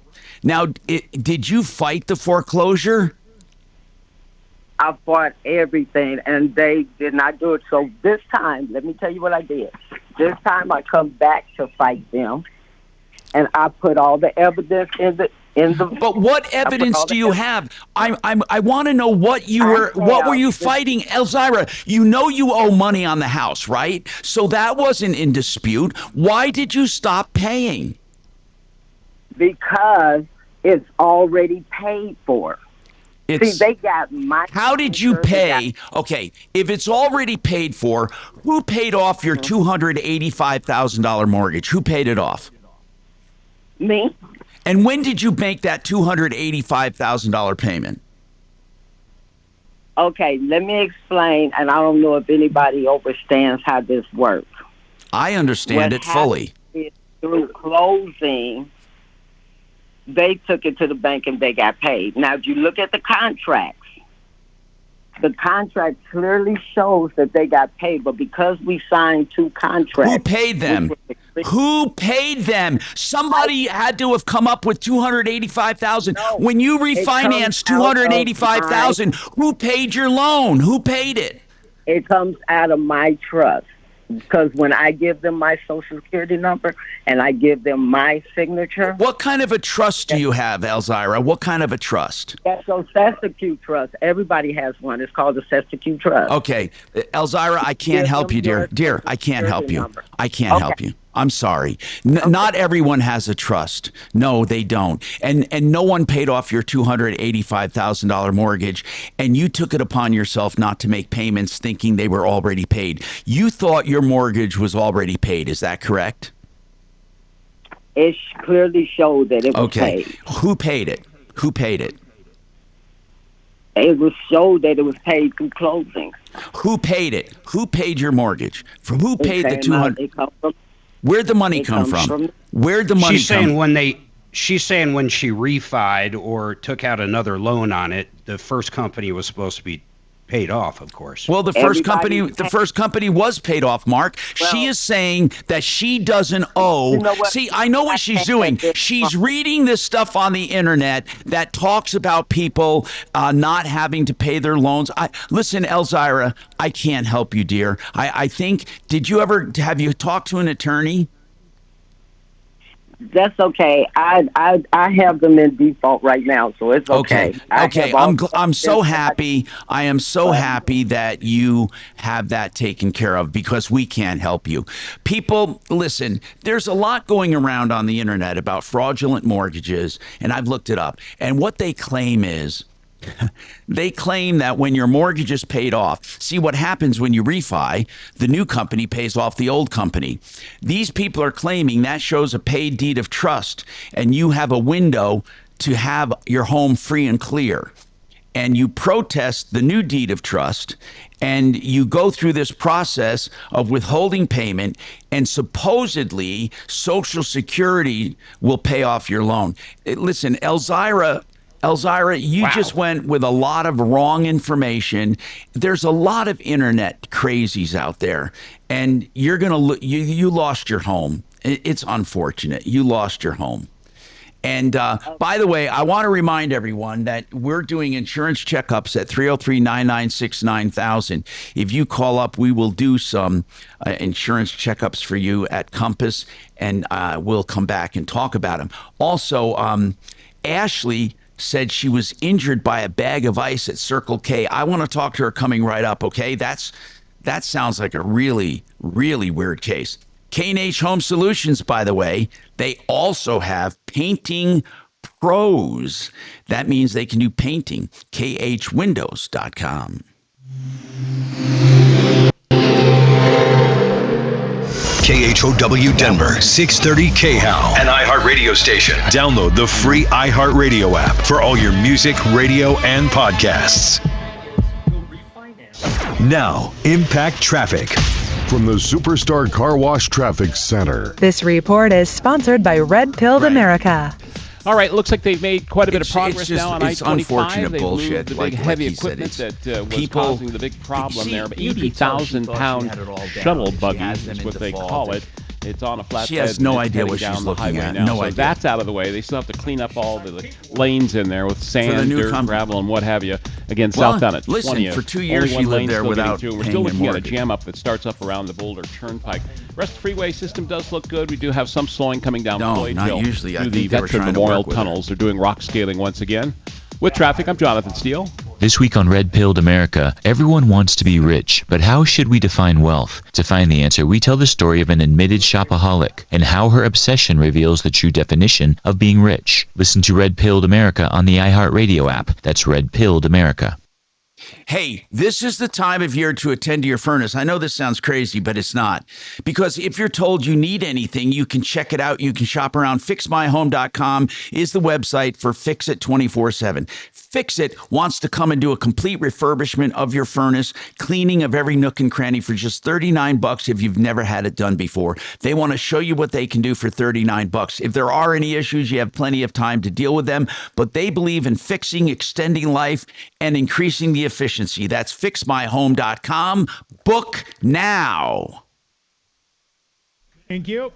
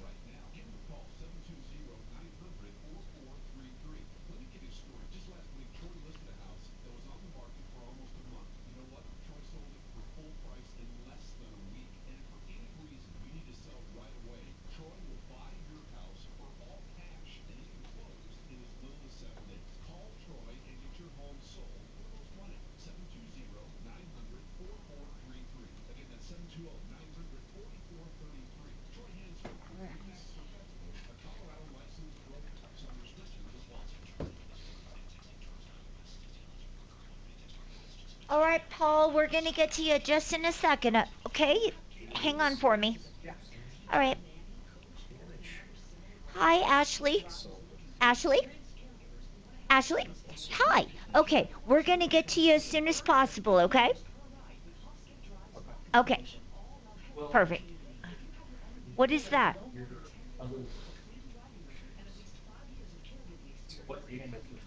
Well, we already do that. Why are you recording the call? Well, obviously, we already do that on podcast on YouTube and 3 other different affiliates. Okay, perfect. My God, this chick is going to be Mrs. Shannon Scott. Yep. Yep.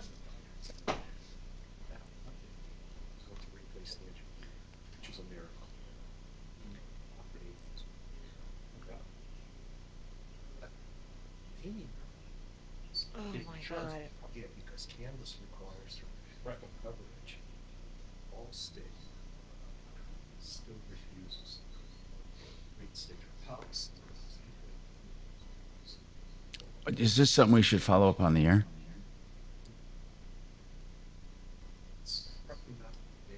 Hey, Mark? So, kind of to a point, what I'll do is, if she wants quotes, send her that form I was just talking about. Hey, Mark? I'm assuming she wants, I mean, she's not going to want insurance. It's one car on a different policy. Does anyone need lunch? Okay, you don't want anything to eat? Good, I eat for a cancer. Okay, because I was going to order, but if you don't want to eat, I have some leftovers I can eat. Leftovers. It's important that I keep, it's a weird situation, but you got to keep things moving through at a certain time interval or skip. It's hard to explain, but I'm forever changed, right? So I'm going to tell you.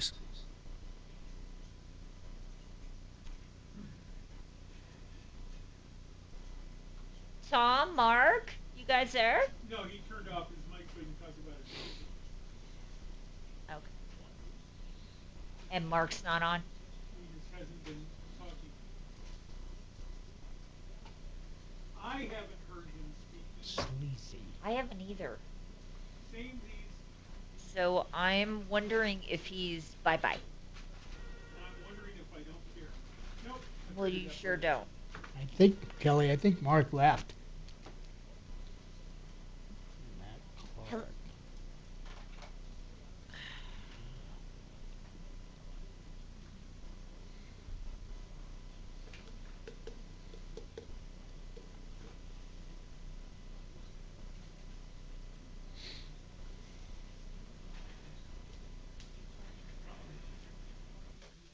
In a car crash, get John Fuller on your side. Call Fuller.com. Hey, Tom Martino here, 303-713-TALK, 713-8255. So Ashley was injured. Now, Ashley, we do have personal injury attorneys we can talk to, but I want to start the story first. What the heck is going on?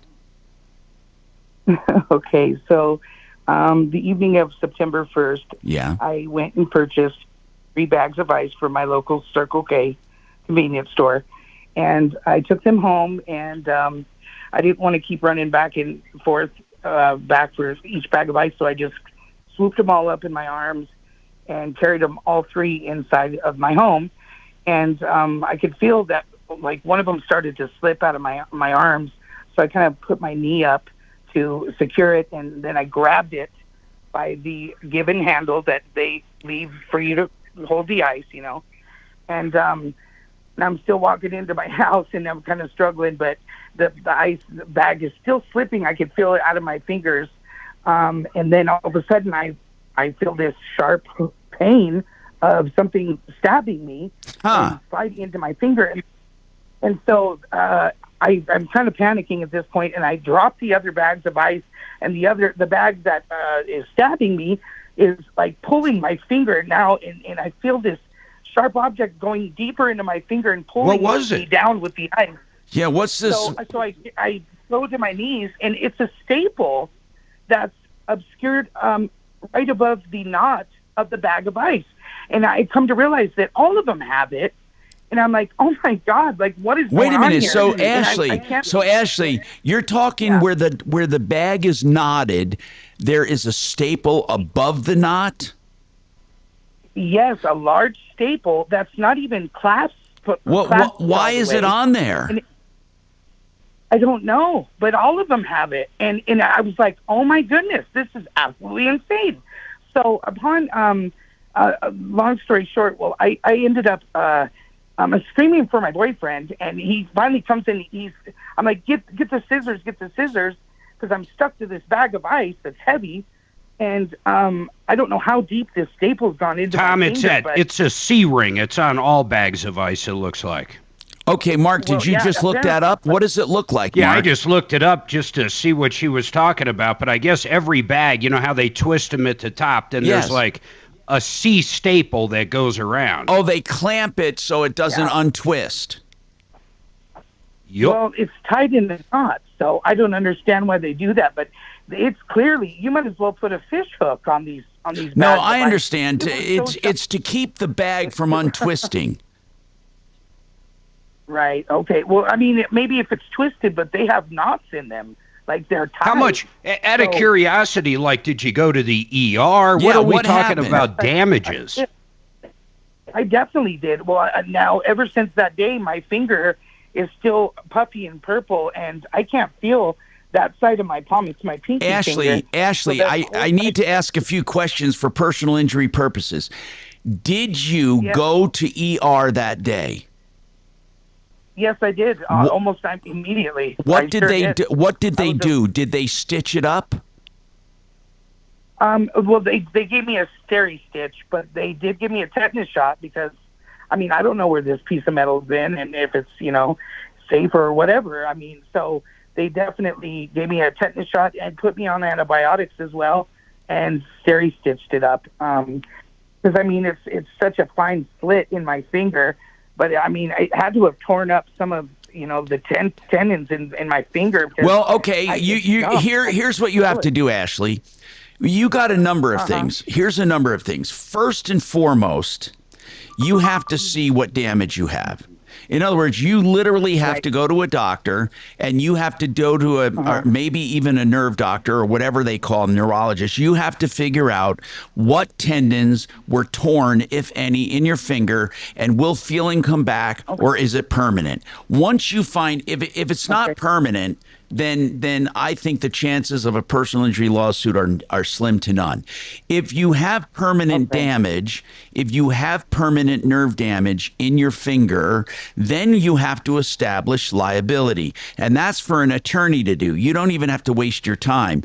What you do is you take the results of the doctor's appointment to an attorney and say, I have permanent nerve damage as a result of this. I assume you kept the C-ring, the staple? Yes, I did. Okay, so you would go to a personal injury attorney. Now, here's what I've always said, Ashley. The best person to determine whether or not you have a case is someone who's going to put their money where their mouth is. And that's what a personal injury attorney does. They look at you, they look at the damage, they look at the circumstances. If they decide to take the case on contingency, then they're pretty well sure they have enough money to cover it at the end. That's really what it boils down to. It all boils down to dollars and cents. How much were you injured? What is it worth? And will an attorney take the case? So I have an obvious question. Did you talk to any attorneys? Yes, I've talked to several. And did they say they would take the case? No, they did not. That is your indication. That is if several attorneys have turned you down, that is probably your indication you don't have a good case. Right. But did they say go to a doctor? Did they just flat out turn you down? No, they said that this isn't typically, the ones that I've called, they said this isn't typically in their That's just BS. That's just a way of saying they're not interested. Trust me, if they thought you had a good case, they would take it. Now, if you'd like, we can check with our personal injury attorney. Hold on and let our producer know if you want to check with our personal injury attorney. I have to take this break. I'm Tom Martino. We have more coming right up.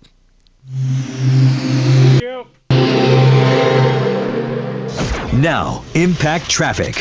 This report is sponsored by the White House Briefing Room podcast with John Decker.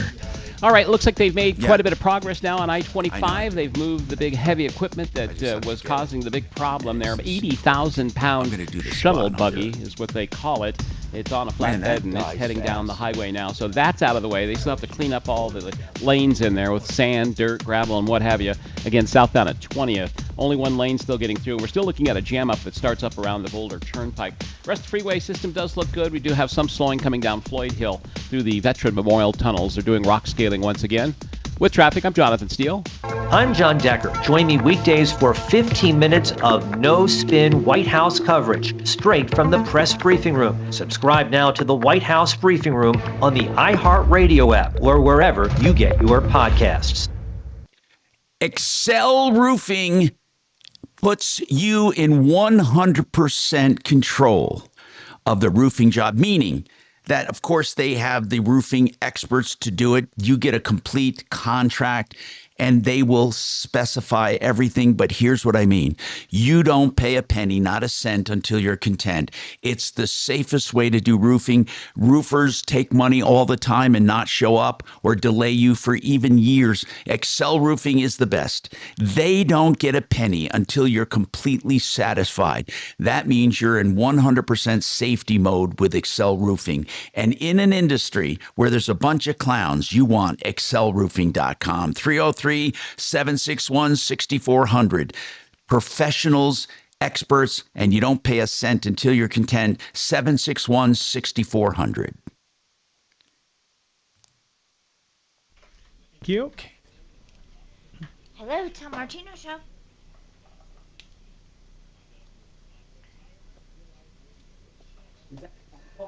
No, but it's the same kind of connection an Apple would have. Okay.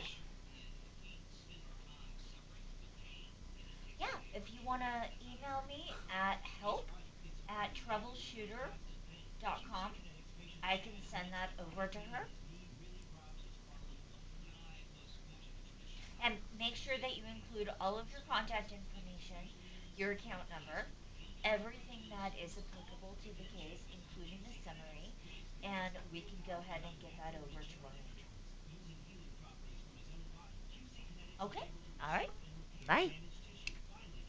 Well, this is the X drive that he calls Ryan Schuling Emergency. Yep, and then but you gotta go to audio, and then,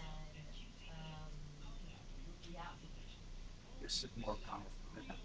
Yes. Awesome. So you should be able to Thank you very much. Appreciate it. plug it in over Yep. Put stuff there. See what Yeah, happens. I think he'd have a lot more That's a good customers. transformer. It's universal. Yes. No. Yep. Good. Awesome. Thank you. Well, You're well. Do you need an extra cord? I have one somewhere. I just don't know where it is. I maybe I took it out at my house. I have no idea. Yeah, it says slow charger. Speed up your charge and use So- your device. So, Oh, it's slow charging. Sheriff It said. Steve does not use any audio most of the time. What's slow charging? Yeah. I know, but I'm telling you that it could be Hello, that hello. some What's of slow his charging? audio was Slow migrated charging is what he has. I don't like the sound What of that. are you talking about? Hey, can we get John Fuller on? No. No. Why? Yeah. She's gone. But we she's can track gone. him down. We'll She try to didn't track like what him she down. heard. Right. Well, get your finger caught in a thing in you. Doing too many things. She's not doing anything.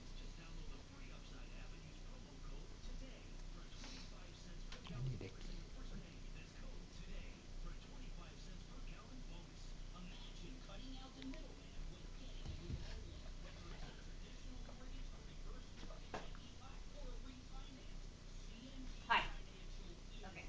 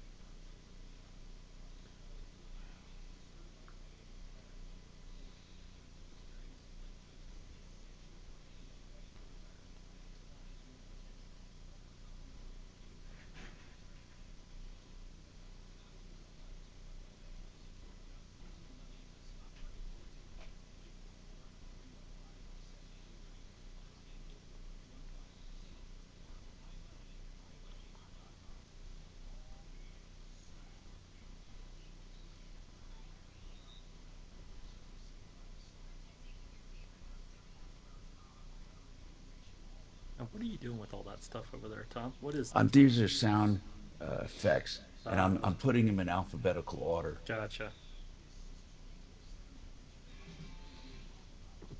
Looks like you're playing Jenga or something. Search NFL To dive in.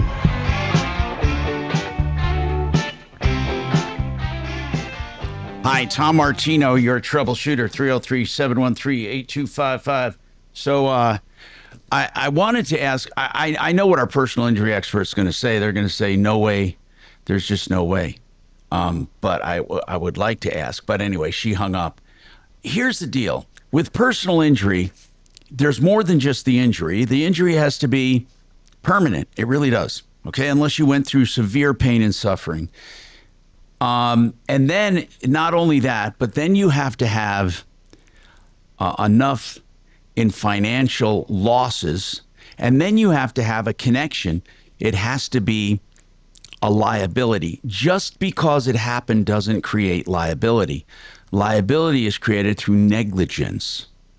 They knew about problems. They've had problems before. They've never addressed the problems. It was reckless. And often they use a standard where a common person would say, "Oh my God, I can't believe they did that." So it can be weird. Paul, what's going on with your neighbor? Hello, Paul. What's happening? Hey, Tom. So I have a 100-year-old house in West Denver, and I have a retaining wall that's along the property line that's been there forever, and a mature elm tree that's on my neighbor's property that not only drops limbs on my side, significant limbs, but also is starting to break up the retaining wall. Now, that retaining wall holds up his property. He's higher than me, his driveway area. Now, I know by law I'm allowed to clear up along the property line straight up. I know That's that. right. Yeah, but it must be done. It must be done with what they say care. Yes. So the issue is well, a couple of issues. Number one, where is the liability if that any one of those limbs falls down on my power lines, my drop lines? Well, if it's an act of God, hold on. Now listen carefully. Let's say it happens from a windstorm. It would be no one's responsibility unless the tree was old and dry and anyone could have foreseen this happening. Hold on, Paul, though, and we can talk about addressing this with your neighbor right after this. All right. Yeah.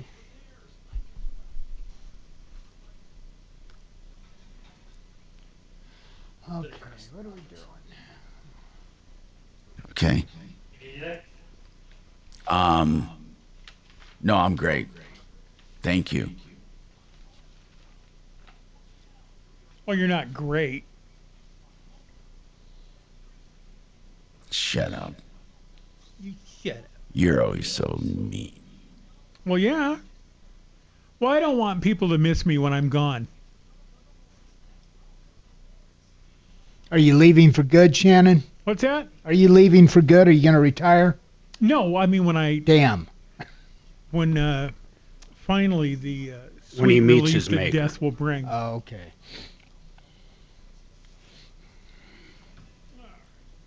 Can you be more melodramatic? You like that one? All right, well, I'm stuck here with you for a minute, goddammit. Well, sorry. I don't live an hour and a half up north.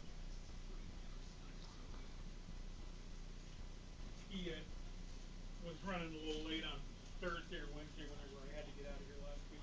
He says, as you probably heard with the traffic reports, things are a little slow up north here. And I said, I'm already at work. Traffic. So why would I listen? I mean,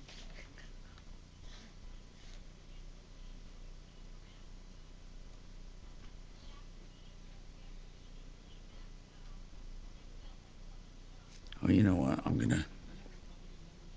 gonna be right back.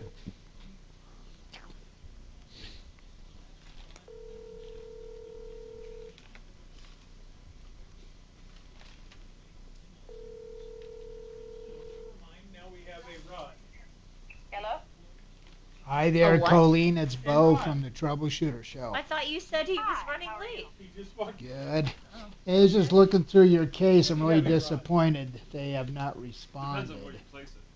I'm in the process of trying to find a corporate number in Atlanta. Have you tried them? Oh my god. Yeah, that's who I talked to when I said that I had found a really nice lady who actually got a hold of the board in Montrose and got them to call me. Okay. She's the only one who's done anything.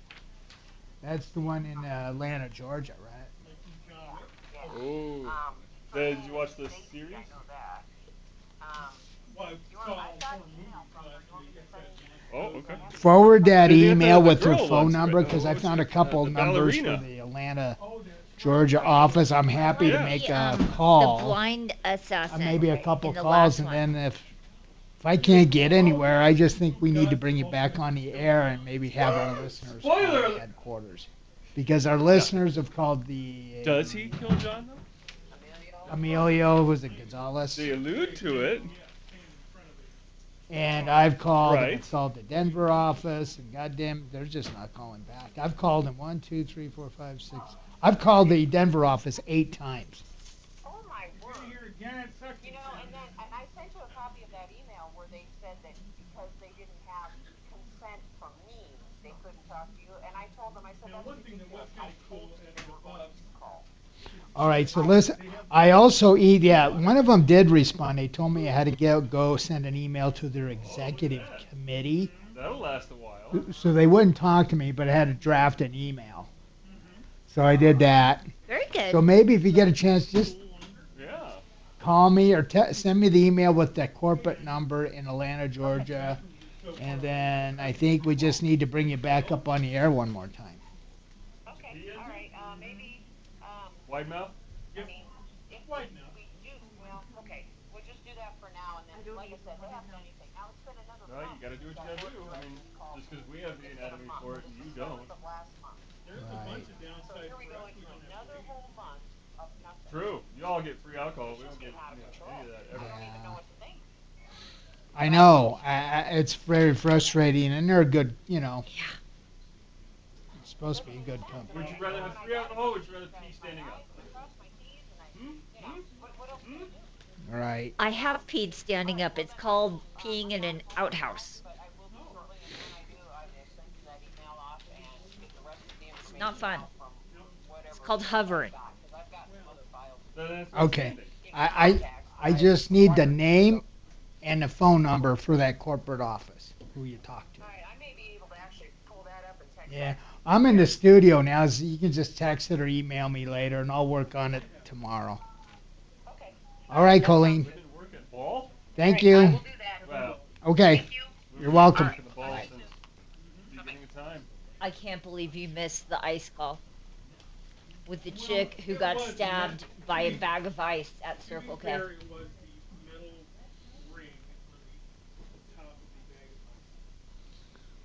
That itty bitty little clamp looking thing? Uh-huh. Oh.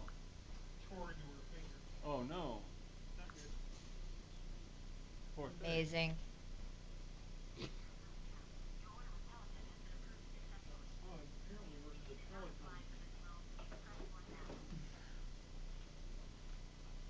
Your Peloton is ready?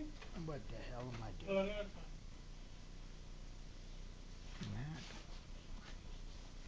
Why do I work here? I am so happy you're coming back. So I don't have to deal with you. Are you coming back tomorrow too? Or is it Zach? Ah, shit. Okay, that's fine. No, Zach can handle Deborah because I fucking hate her. That's funny, Stelly. No, it's not. That's funny. I hate Deborah Flora. Going over the stream. It's not. I'm potted down. No, you're not. Nope, not that. Damn it. But I'm sure she is on the edge of I love the her. Tom Martino show. I love her. Just like the people that work on the show are like, oh my god, what's going to happen next? I wonder if Tom's going to be on time this time. Hey, Brian, it's Bo. Yes, sir. Hey, I've got an insurance question for you this hour next when we're slow. It's about getting insurance for my kids and getting them off my auto insurance. Okay. So maybe Tom can bring Yeah, okay. I will. Number 2 anymore.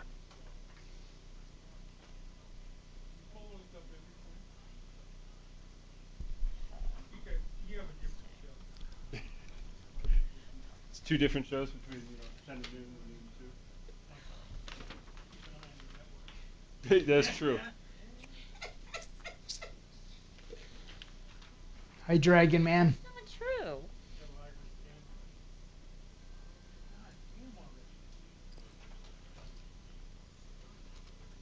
Hello, my little... All right, Paul, we got a couple minutes left. Hang on for me, okay? Coming back.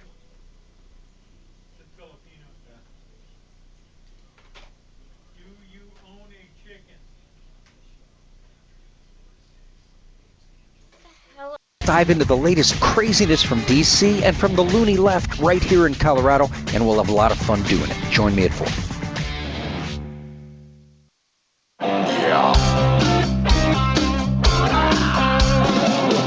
Ripped off, bad news. You need advice so you don't have to lose. We'll come running just as fast as we can. Troubleshooter's gonna help the common man. This is the Troubleshooter Show.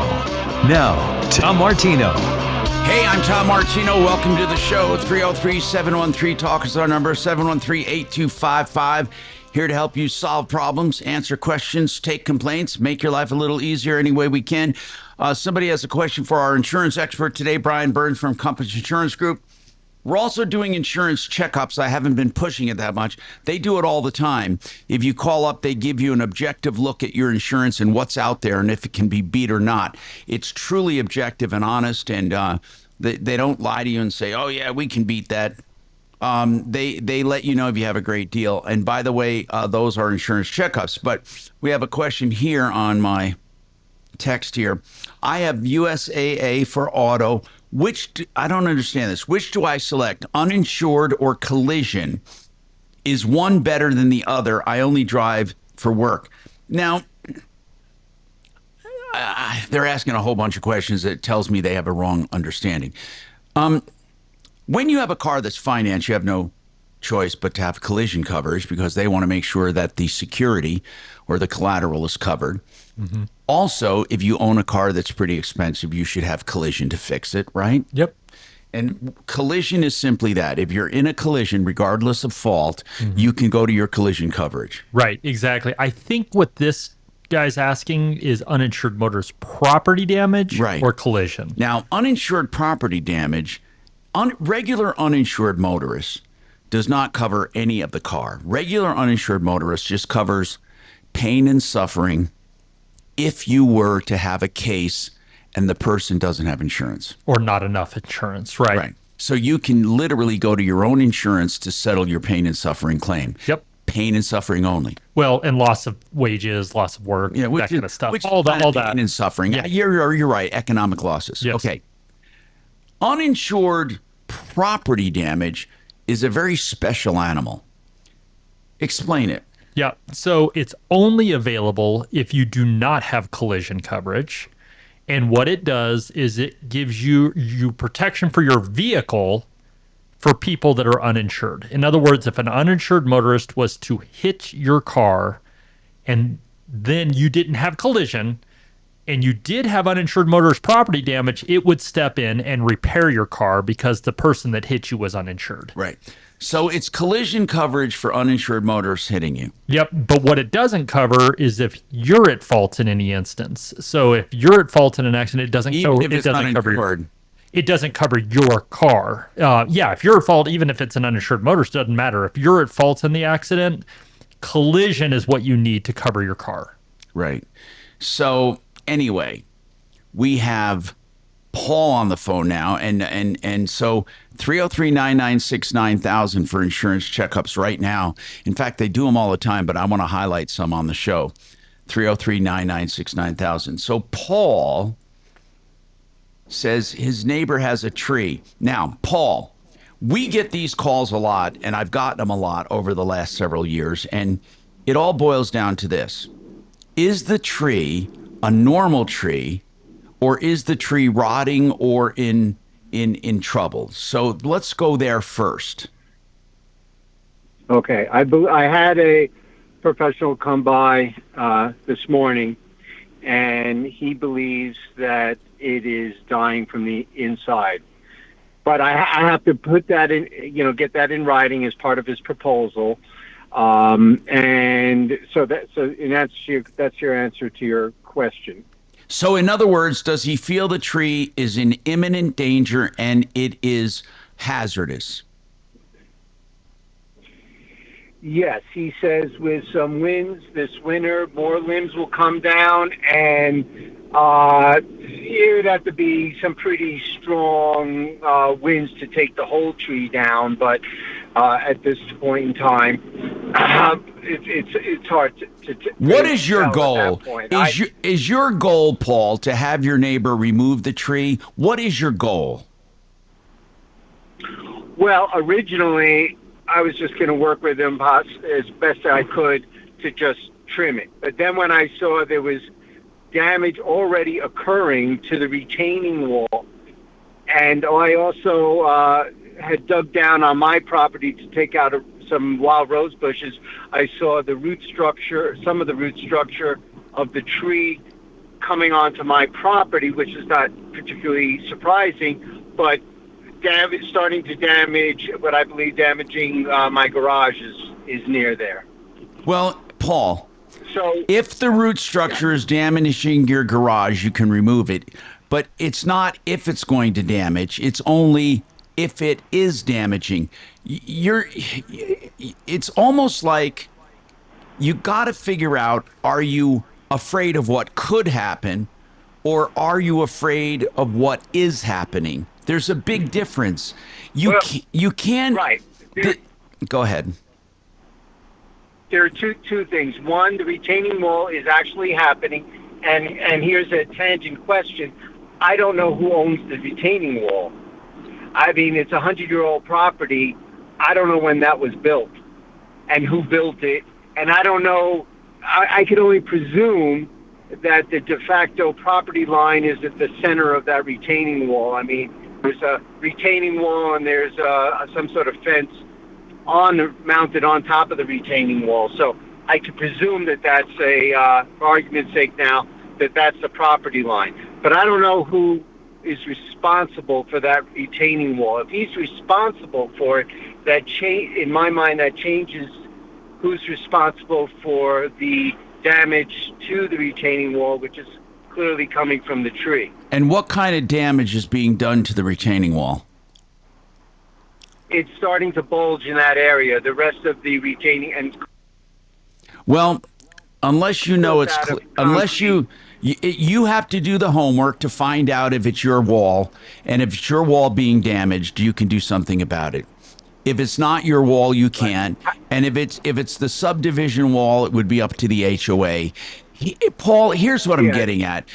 Here's what I would do if I were you. Because truly there is no right answer. Okay, there is no right answer. You're not allowed, you can't force him to remove the tree, okay? You just can't. You're not going to.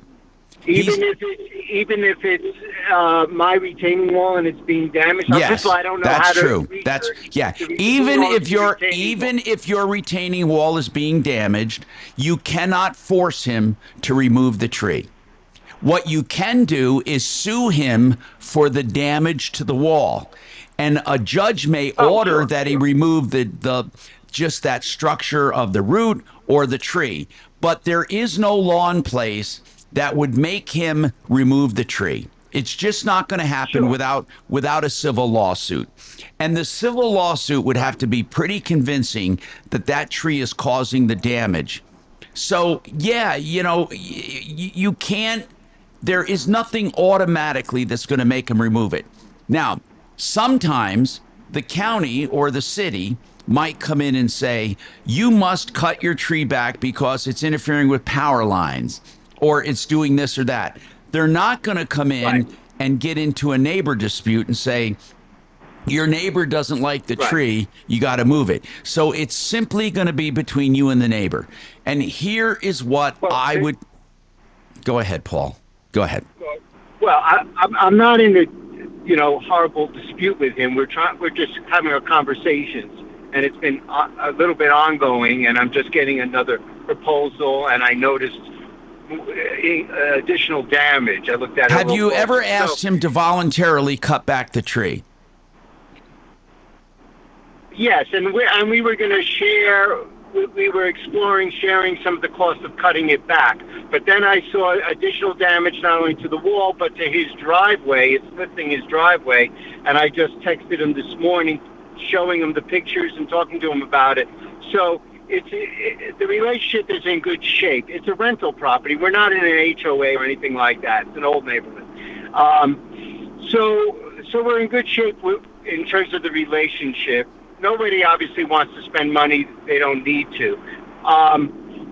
And I don't have any. There won't be any problem proving that that tree is damaging the wall.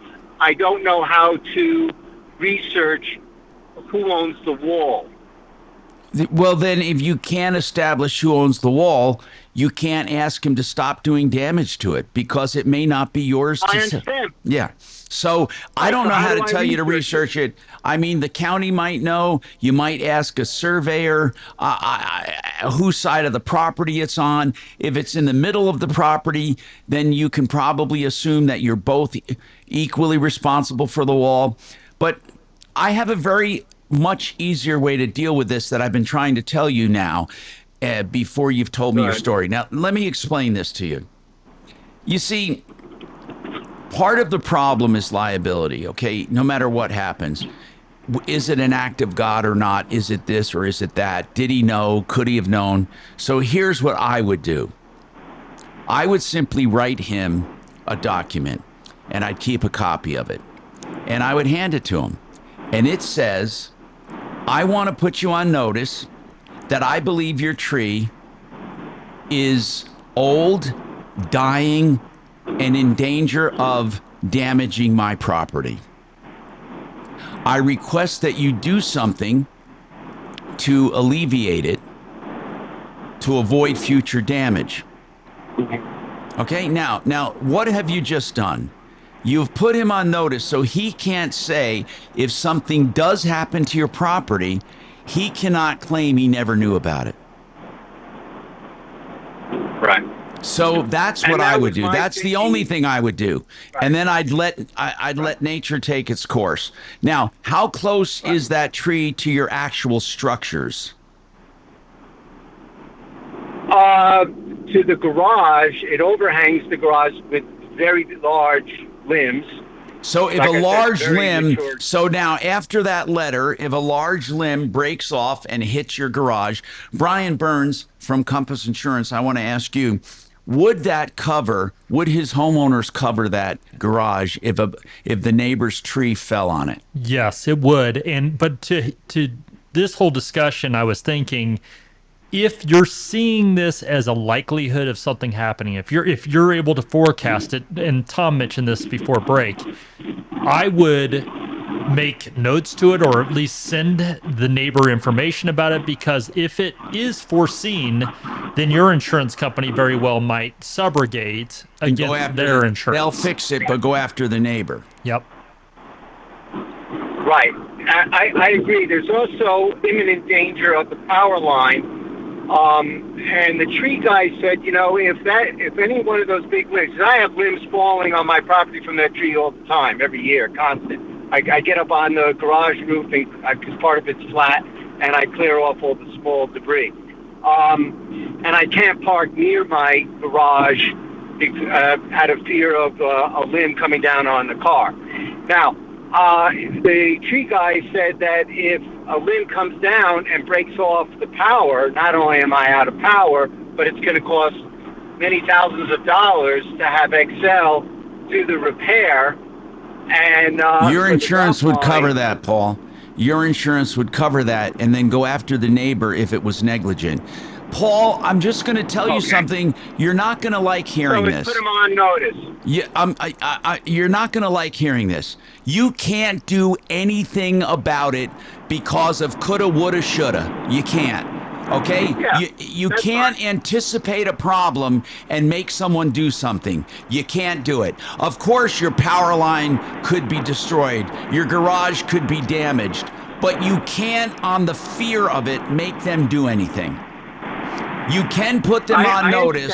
I understand and I agree. Okay. I already started sending them a text. I'll send them a notice along with the arborist proposal, which I'll have the arborist do an assessment of the health of the tree.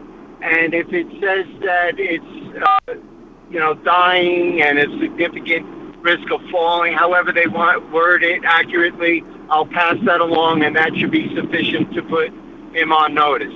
Yeah, absolutely. And I think that putting him on notice is going to be your most important weapon. Unfortunately, there's nothing you can do to make someone do something on the anticipation. I didn't take a break, did I yet? You have not. Okay, I need to take this. William, I'll come right back to you and we'll talk about your property insurance right after this.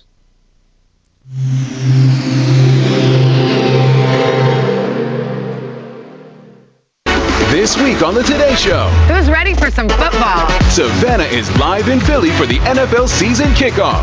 And from the creators of The Office, the cast of The Paper joins us live. Watch The Today Show this week on NBC. Sheridan Auto Tech is known for their honesty, integrity, longevity, value. I mean, come on. Do you want anything else? Do you experience? It's everything you want. Plus, they do minor and major repairs and maintenance. They do electrical issues. If you have any problem with your car, SheridanAutotech.com on Colfax west of Wadsworth, well worth the drive. 303-455-7242. 303-455-7242. Hey, we've been talking a lot about liability, and John Fuller is an expert at auto accident liability and injuries and personal injury. If ever you're in an accident, you're going to have a ton of questions, right? Like people who call this show all the time. We use John Fuller to give us answers, and you can too, free of charge with no obligation. So call John at the first sign of trouble if you're in an accident and you simply want answers. There's no obligation. He's the only attorney really that will answer your questions up front before you even hire him. Then, if you do decide to hire him, it's still no out of pocket. It's on a contingency fee basis, a percentage fee basis, 303-597-4500. The initial calls are all free of charge, no obligation ever. 303-597-4500. How much time do I have, Dragon? 4. Okay, thanks, man. Yep. Be right back.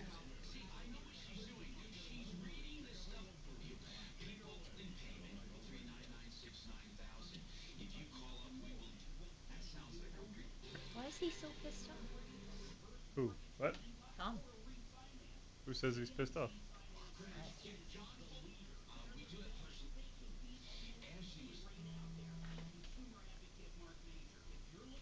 I'm just tired.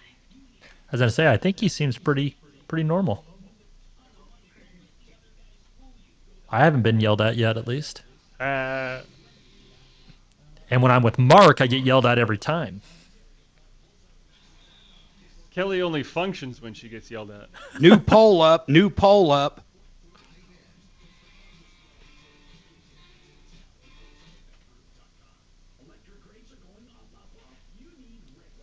Not altogether far from the truth. You only function when you're perceived at being yelled at. You're very rarely yelled at, but you perceive being yelled at quite frequently. Oh, that's incorrect. You haven't been here from 4 to 6. Or 2 to 6. All YouTubers, please participate in the new poll. It's very important. See, the minute you leave and you say, I'm in charge,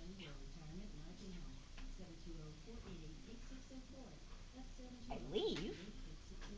That's been fun. That's been a good trick.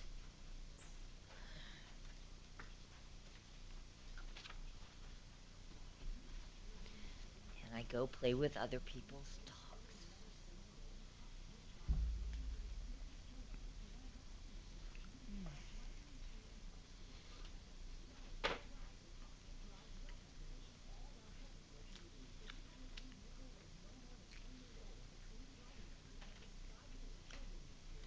I was telling Zach yesterday, this company is so stupid.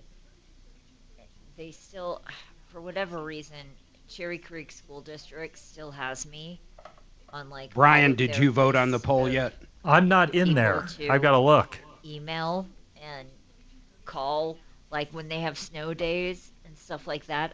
I'm still on the list, and no matter how many times I call, and I'm like, my children It's a great. have graduated. Oh, let's see. Geo Metro, 53%. I like it. Is that the 2-door or the 4-door? It's got to be 2-door. Is it the 2-cylinder or the 3-cylinder? 6-cylinder. Boy, they're showing you love. Look at all that love, Geo Metro. I'll Hey, tell you that's a what, you fine got one of automobile. those. You can pick up the ladies. That's right. Or at least one. I wouldn't make Nothing's- plural. It's a two-seater right there. Nothing screams midlife crisis like a Geo Metro. No, an S-Plaid. Yeah. He just did a poll question with what kind of car does Brian look like he would drive, and Geo Metro's running away with it. Man, that S probably is really nice. You ordered. You're one gonna at one you're point, gonna didn't want you? either A the Plaid. X or S, man. What's that, Mark? You're gonna want an X or S. Yeah. The X is so easy to get into, even for an old dude. Or a Cyber. I don't think the Cyber would fit in his garage. Is the only problem. No, I don't want one. But you're right. It may not.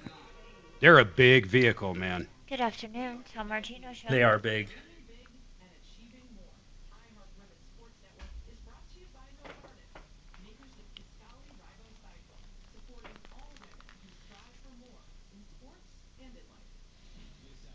You gotta send those results to your wife on Going that on one. with your connection. I don't. Local fiduciary advisors. TrajanWealth.com.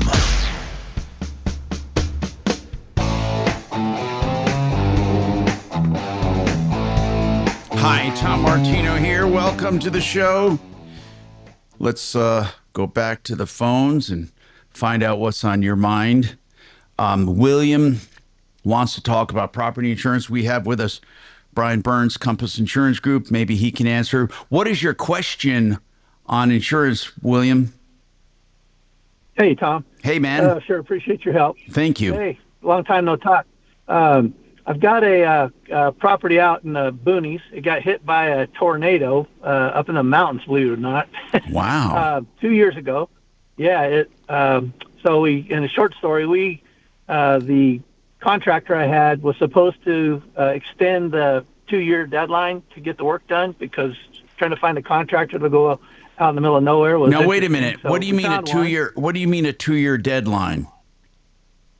From the time you file your claim, you have 2 years to complete. Is that right, Brian? The work on the. I don't know of anything like Brian. Well, so you're saying there is definitely a limitation from the time of damage until you file the claim. In most policies, that's 12 months. Okay, I filed the claim just a couple months later, but there is no. We don't know of any 2-year limit. There are people that spend 3 and 4 years rebuilding. It can take longer now. If there's the danger of more damage occurring by you not completing it, I can see why they would be pushing. Or if you have a mortgage, the mortgage might be pushing for it. Okay. So is your insurance no company telling you missed a deadline? Yes, sir, and saying that we can't. I want to. So that their estimate. So the contract company had a guy that he never filed the extension, and they fired him because of all kinds of other stuff. Well, That's a long story too, but we're having a problem getting past the extension. Okay, who's your carrier? Yeah, so who's your carrier? State Farm. Did they tell you, listen carefully, did they say your entire project had to be done in 2 years? Yes, that's what I was told. Well, hold on. 2 years from the date of loss or 2 years from the date of filing? Date of loss. Excuse me, date of loss. That's impossible. I don't know of any insurance in the world that can make you get. What if there was extensive work and it took more than 2 years? Right. So, according to them, I could have filed an extension, which I thought the guy said he was going to do. Brian, I think he's getting bum information, man. Yeah, I mean, anytime something like this comes up, I always tell people, go ahead and tell them, show me in the policy where it states this. Because I don't know of any kind of strict deadline that's listed in a policy. So there's not like some single state mandated deadline. So I want to see it in the policy language where it states that. Okay, gotcha. I think, awesome. listen, And then- you see, we can't help you with your problem because, okay, here's why. Because really, we don't know about the debt. We don't know if you're being BS. I just looked up, and I asked artificial intelligence here. It says under many homeowner policies, State Farm requires you complete repairs or replacements within 2 years of the loss to be eligible for replacement cost value. This is a general requirement for filing and reporting a claim, but a specific condition to receive full replacement. Okay, this is not a general requirement. It's only if you want to you will get actual cash value if you go beyond 2 years, they're saying. So what does that mean? Replacement cost is replacement cost. Actual cash value is what it was worth. There's two different things. It may have been worth a certain amount, like your deck may have been worth a certain amount, but you get paid replacement under replacement costs. Brian. What I would fully expect is that your claim adjuster would be communicating with you on this, like telling you, hey, we're coming up on this date. If that's written into their policy, I would hope they would help you along. Listen to this. You got to hear this. The 8th Circuit Court of Appeals upheld State Farm's position when they were sued. It said even if policyholders disagree with valuation, they must complete the repairs within 2 years or notify the company accordingly, or they would not get the replacement cost valuation. In another case in Minnesota, the policy's 2-year limit applied to when legal action could be filed, not necessarily to repairs. Courts have held that the failure to do repairs within 2 years can be upheld. So, man. So the key to this is making sure you're communicating with the company as you're coming up on that 2-year mark. Claiming, now I know what he's calling about. No, he wants to blame, hold on. He wants to blame the construction company for not filing the extension. They're not required to do so. And unless you had a contractual arrangement saying they would, you cannot. I know what you want to do, William. I know exactly why you're calling. You're going to try to get them to pay the extra cost because, by the way, is State Farm telling you you have no coverage? Because that's not true. They will pay you actual cash value. Right. The problem is the stuff we're fighting over is like 25 years old. It's a deck that's 25 years old. So right. So their actual cash value is going to be pennies compared to replacement. Yes, sir. And then I guess the next question would be then, do I have any? Their estimates were significantly lower than the actual cost that it took to do this work. Is there anything beyond that 2-year period then that I could, like a final cost adjustment or something? That's going to be your replacement cost again. You're going to lose the replacement cost because you went beyond 2 years, which is in your contract. Right. You're going to lose replacement value. I don't think personally, William, it's really important you hear this.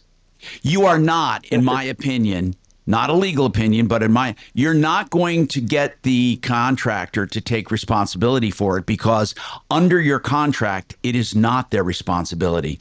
It is your insurance, and you have to be communicating. Now, you're going to say, but you guys should have filed the extension. They're going to say, no, we shouldn't. Well, and the fact of the matter is, we're not the insured. You're the insured. This is not a state, mandatory deadline. In other words, there are policies that won't have this 2-year limitation. So to your contractor's defense, how would they know what your insurance policy says?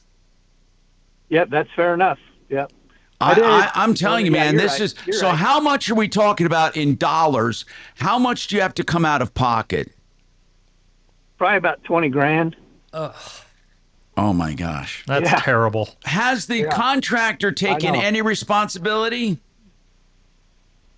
They're doing everything they can to cut the cost down, even to the point where, because they do feel that this guy that they were working with was not doing the job right, and he should have filed that extension or told his person that they do that with there at the company, and he didn't, and they've let the guy go for a lot of incompetence. But so they're trying to cut this down to like really bare bones, almost to no profit. They really have been over backwards. They're really that's good company. good. I have no qualms with the guys. Yeah. So we're still like an extra 20 grand out of pocket, even with them cutting everything back and doing everything they can to. You knew about this 2-year debt. You knew about this 2-year deadline before it was started. Yeah, and I talked to my guy and I said, so we're coming up, on this deadline. He goes, I will talk to, I forget the woman's name that does our insurance stuff. I'll have her file the extension.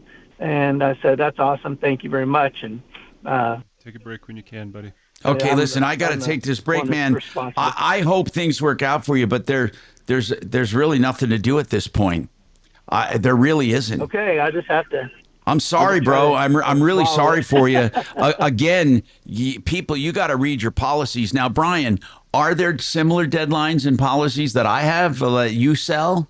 Well, I'm sure there's carriers that will have this same kind of language. You don't know of any. Well, I mean, some of the bigger companies we use do not have it. I've got several claims that have gone over 2 years from the date of loss, and we haven't had that. Here, for God's sake. That's what I mean. Now a deck is strange why it would be, take so long, but full home rebuild, it happens all the time. Anyway, we got to take this break. I'm Tom Martino. More coming up.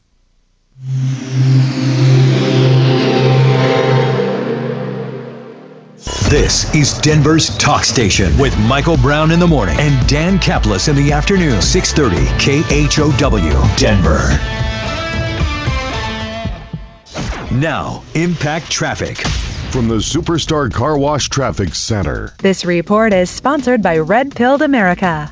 Well, things have calmed down considerably. I-25 completely wide open from the earlier incident this morning. Now, we did have a crash southbound at 38th also that blocked up 3 lanes. That's clear. We're still a little slow coming in from I-76, but speeds are starting to climb. 270 is running a little heavy coming out of Commerce City. The rest of the freeway system is pretty light.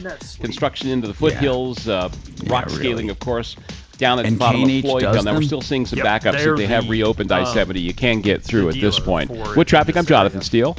This week on Red Pilled America, everyone wants to be rich, but how should we define wealth? To find the answer, we tell the story of an admitted shopaholic and how her obsession reveals the true definition of being rich. Listen to Red Pilled America on the iHeartRadio app. That's Red Pilled America.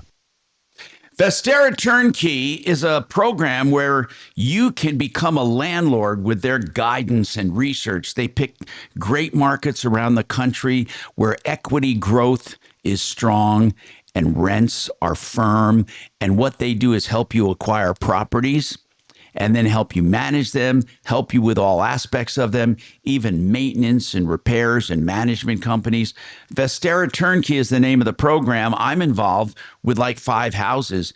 Vesta Turnkey, VESTERRA, VesteraTurnkey.com. They hold properties, or they advise you to hold them up to 3 years and then sell them for great returns. Find out more, 303-888-3788, 303-888-3788.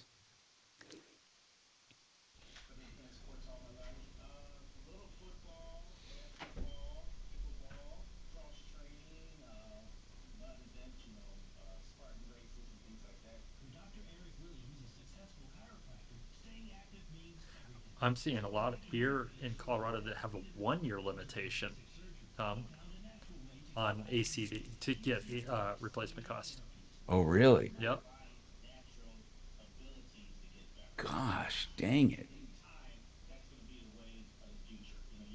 But the key is if you're communicating with them, Yeah. those aren't hard numbers. In other words, they'll extend, but you have to communicate.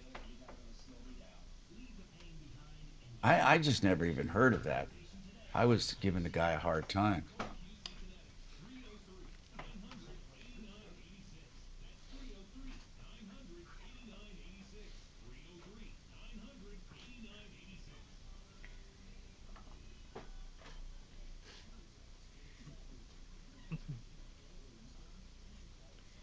Hey, Mark.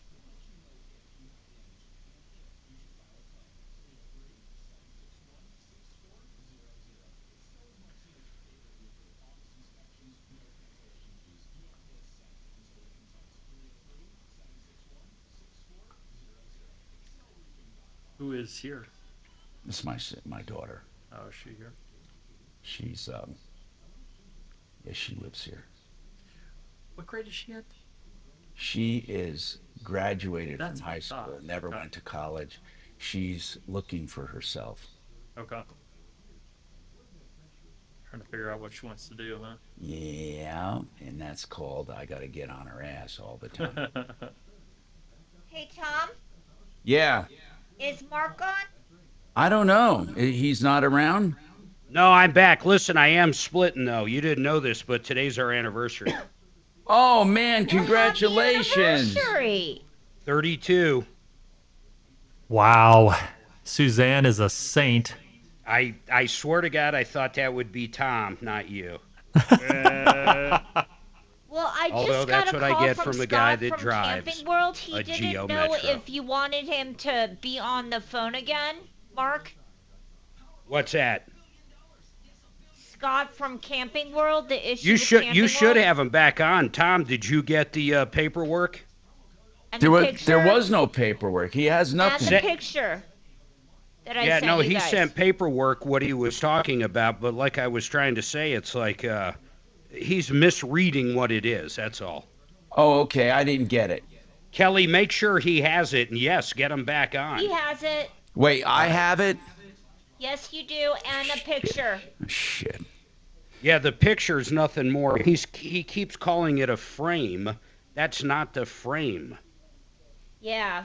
And I have no idea how that got bent. That looks like, I don't even know what that is. Okay, that little black bar? Yeah, and it says 300 pounds. Well, if it says 300 pounds, that's not the frame. What does the paperwork say that you read A it? fat person could bend that.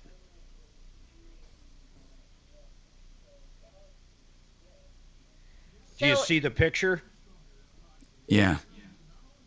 Yeah, So and the- now look at it's the three look different at the documents. it's not even an invoice. Look at the shipping thing. So that's from the carrier, not the manufacturer, to Camping World. And basically all it says is there damage that you see that wouldn't have been caused by shipping? I mean, it's really basic stuff. And the damages are nothing but a scrape on a microwave and stuff like that. But where's the document he said that proves... That's the document. That's what he's talking about. If you read the top of the first document, it says this doesn't cover manufacturer's damage or something. He's just not reading it right. Okay, I But can't. ask him. You gotta, okay, Camping World sucks. That's what it is. Okay. But look, did you see the documents? Yes. Now I see. Dealer acceptance form he's talking about. There's Online at khout.com.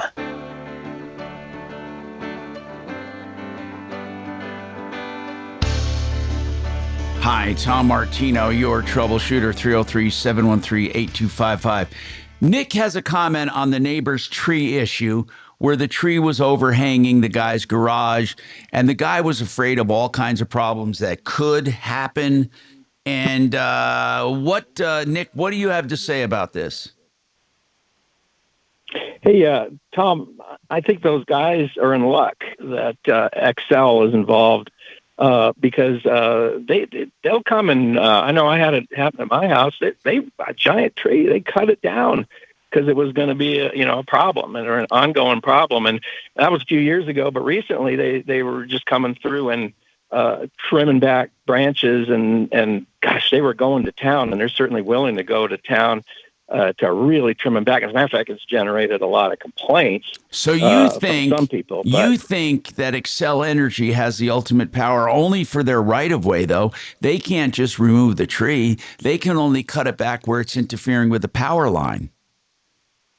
Yeah, if it's it is an easement where what we have on the back of our fence, but who knows? They're saying it's an issue, so I think they'll be very eager to not have an issue with the power line in any case.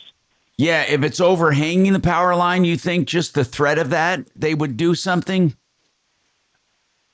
These guys, they're one of their contractors, Right Tree Service. I talk to them a lot when I see them. Yeah. And they're just, obviously eager to not have problems.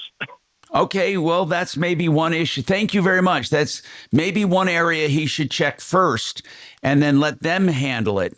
Okay, I have a homeowner's insurance question, so let's talk to Brian Burns. They want to know that if their house, I know this sounds crazy, is paid for, is there any law that says they have to have insurance? Or can they have underinsurance? Or can they have a stated value insurance to keep costs down if they don't care? Well, you don't have to have insurance if you don't have a mortgage. It's not like auto insurance where there's a state mandatory requirement to have liability. Man, could you be, especially if your house caught on fire and caught others on fire or something. So and I've seen people that just, they are tired of paying for home insurance and they own their house outright. Oh, no, and they didn't go uninsured. They go uninsured, but however, I was able to still get them liability. So you can get a premise liability. Really? So you've known people that got liability. Yep.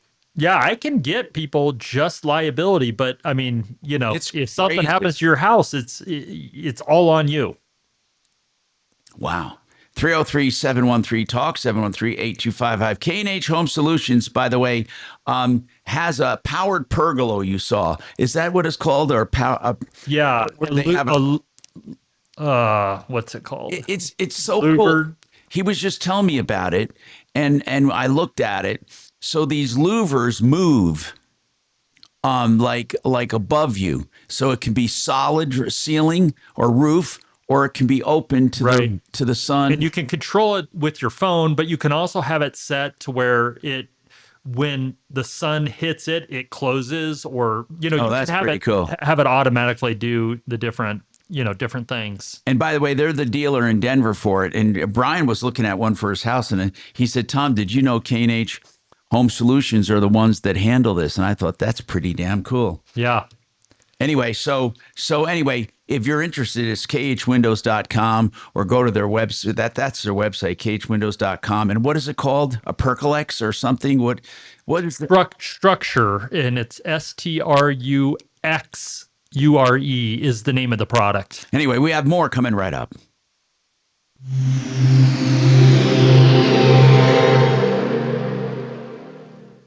Now, Impact Traffic. This report is sponsored by the White House Briefing Room podcast with John Decker. Pretty calm drive throughout the Denver metro this afternoon. Some good news, I-25 southbound approaching 20th Street. Lanes reopened after an earlier paver truck rollover.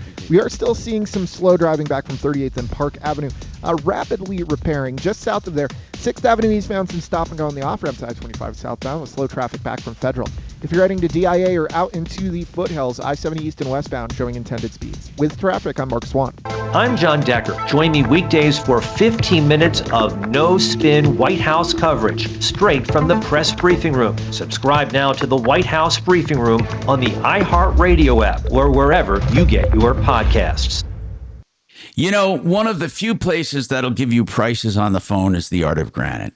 TheArtofGranite.com. They do granite countertops, natural stone countertops, man-made material countertops, and prices are ready now. You call them, give them some square footage, maybe an idea, or maybe a pic from your cell phone. They'll ask you, and then they'll give you a price. They come out, if you like that price, and template and measure in a 20-minute appointment, and then 3 weeks later, they're there to install. Tear out and haul away is always free. Give them a call, 303-386-5919. They're great people. 303-386-5919. Get counters before Thanksgiving. TheArtofGranite.com.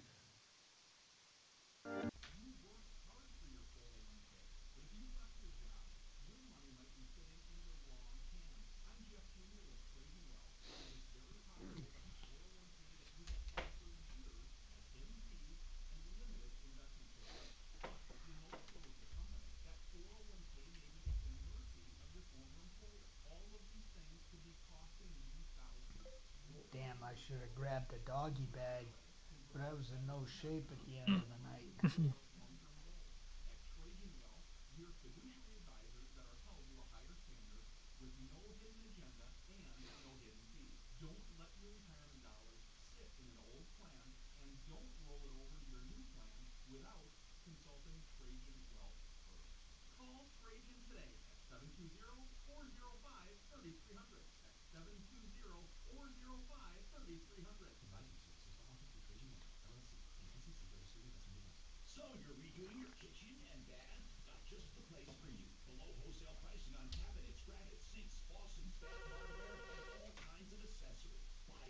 Can't believe I got these all in alphabetical order. Good afternoon, Tom Martino Show.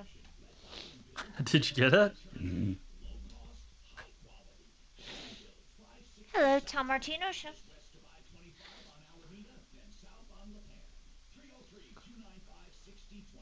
I don't know. How are you? What did you want to talk to Tom about?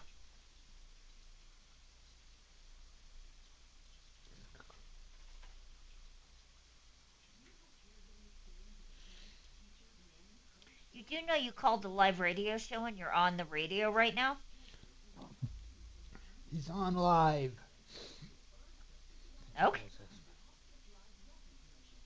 What do you mean, which radio? The radio in front of you that you could probably operate? Oh, that was mean. Yeah, she was being mean. That was very uncalled for. I think she. What's the radio channel name? Well, you should already know that if you called us.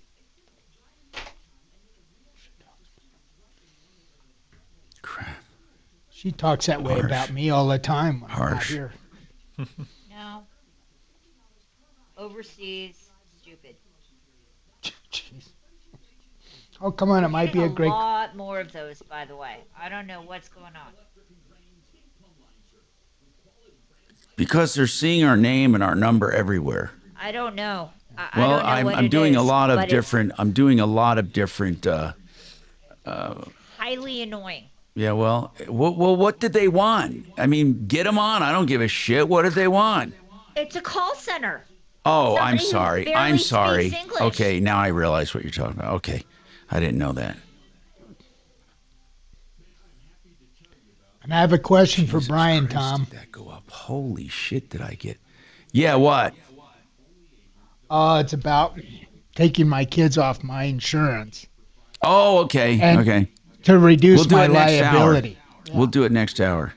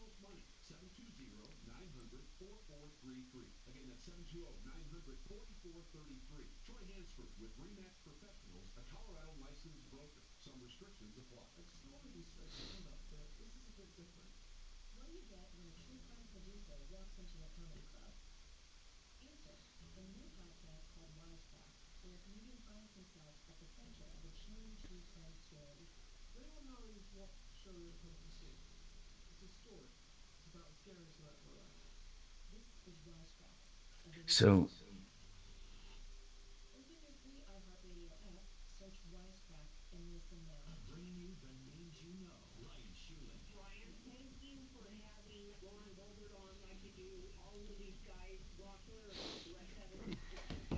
Afternoons 2 to 4 on Denver's Talk Station, 630 KHOW.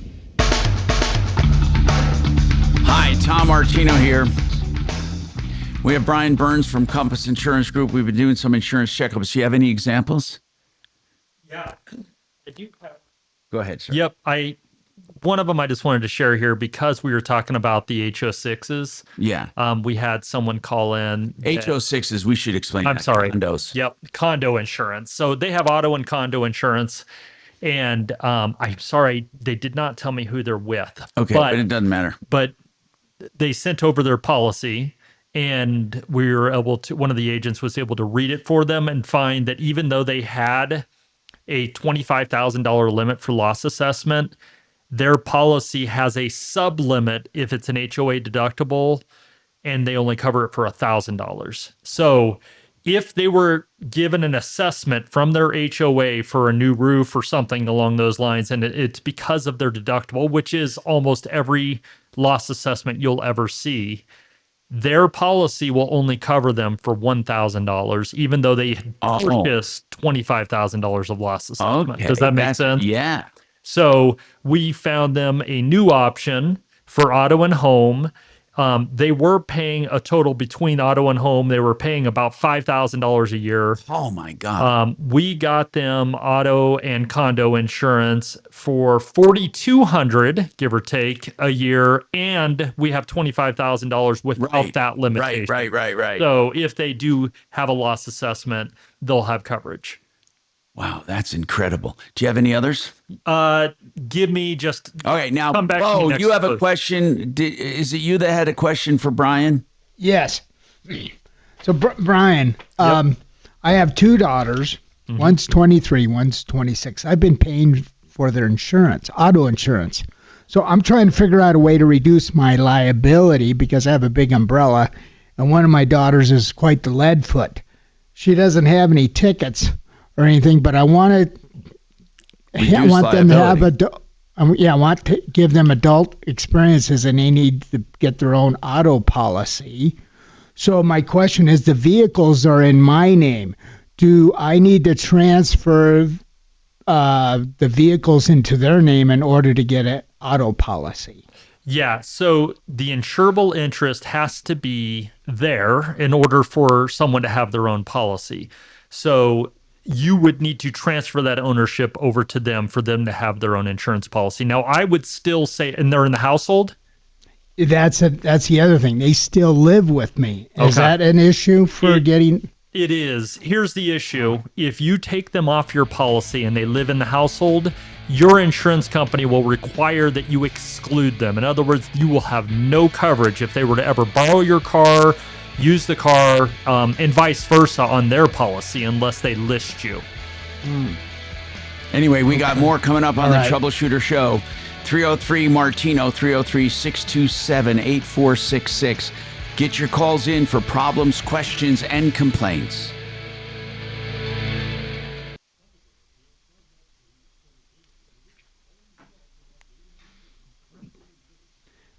Hey, Brian, it's Bo. Are you still there? Yeah, he is. All right. Why do they need, what's the story again about living with me? So if they live with you, your insurance company won't let you remove them from your policy unless you exclude them. So when you have an exclusion, that means that if they were to ever borrow your car, they're not covered. And the only reason they're going to require that exclusion is because they are in the household. So My car, not the car I'm going to transfer over of to. course, yeah, they'll have their own insurance policy that will cover their vehicle. Now, Well, Brian, that's interesting. Yep. It's interesting why that would be a factor with them living with me. well, because they're residents of the household, they have regular use to your vehicle. Whether or not you let them use it all the time is a different story. But the way the insurance company would look at it is they have regular access to your car. So if you're not going to have them on your policy, they're going to require you to exclude them. Okay, they just need to concentrate on driving their vehicles, not mine. Yeah, they flat out won't be able to drive their car. Now, the other piece I would tell you, and I know John Fuller has said, that you can really cinch up any kind of liability that would come to you. But if you are still caring for them in the sense that you're still providing for them, you're paying for, they're dependents of yours. Yeah, they're college kids. Yeah, so when that happens, the problem is if they have their own insurance and they get into an accident and they don't have enough insurance, if they are dependent of yours, there is an easy path for them to at least try to sue you, and your insurance will not defend because they're excluded. Okay, I guess I need to think about all this. And Jeremy's actually working on a quote for me. Okay, To do my advice house. would be, I think a great time to remove them from your policy is when they move out of the house. Then they're kind of on their own. They're providing for themselves. There's no longer that easy tie to you. Okay. All right, I need to get them out of the house, which is going to be tough, but maybe in a year or two. Or if you're just not providing, let's say they truly are on their own, they're paying you rent, you're not claiming them on your taxes. Oh, the taxes! I need to find that out.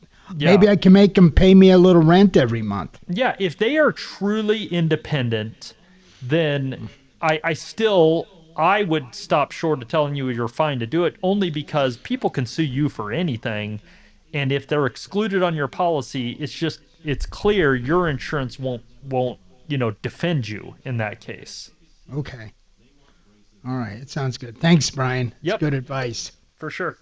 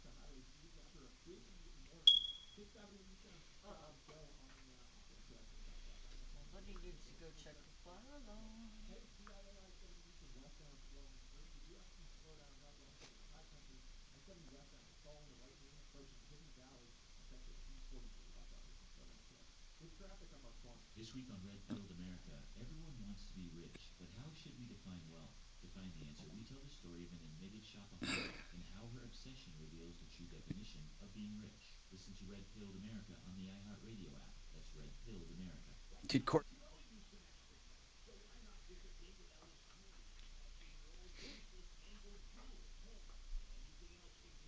We can talk under the cone of silence. The cone of silence.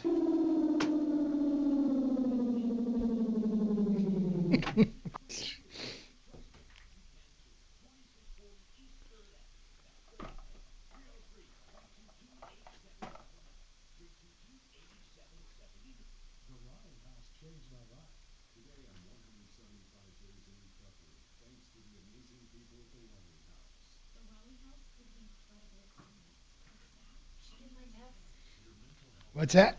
Did you get my text? From Jackie? Yeah. Yeah, I got it. I'll call them both after the show. Okay, no problem. I don't know if I'll get anywhere. That Camping World's a pain in the ass.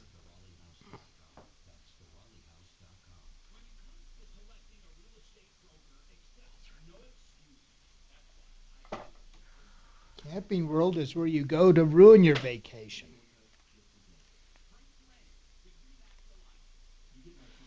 Oh.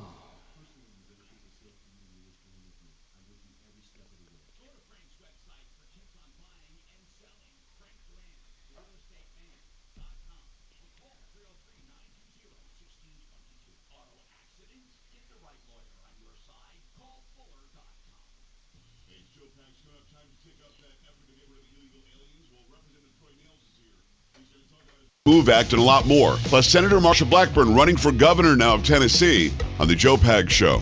Tonight from 6 to 9 on 630 KHOW. Yeah. Ripped off, bad news. You need advice so you don't have to lose. We'll come running just as fast as we can.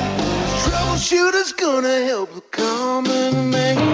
This is the Troubleshooter Show. Now, Tom Martino.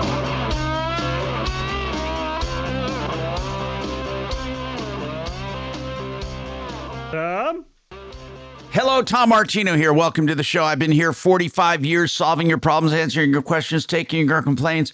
Longest running radio show with the same host still on the air. And we love what we do. So give us a call if you have a problem, a question, or complaint, or someone's lying to you, cheating you, or ripping you off. This is the only place in media to really talk about those everyday aches and pains. So I got Brian Burns with me, insurance. We're talking insurance today. And one of the things we talked about for sure is the problem with condos and townhomes. In fact, Frank Duran, the real estate man, he'll tell you that condos and townhomes stay on the market longer and are harder to sell. Many people have overpaid. Prices are coming down. It's a shame. One of the reasons is the cost of insurance. It has become almost cost prohibitive. Some townhomes and condos are forced to be self-insured, meaning that they have to put up their own money when it comes to hail damage. Now, they're not uninsured for all things. Normal insurance is fine. It's the roof coverage that's killing it, right? Is that really what it is, Brian?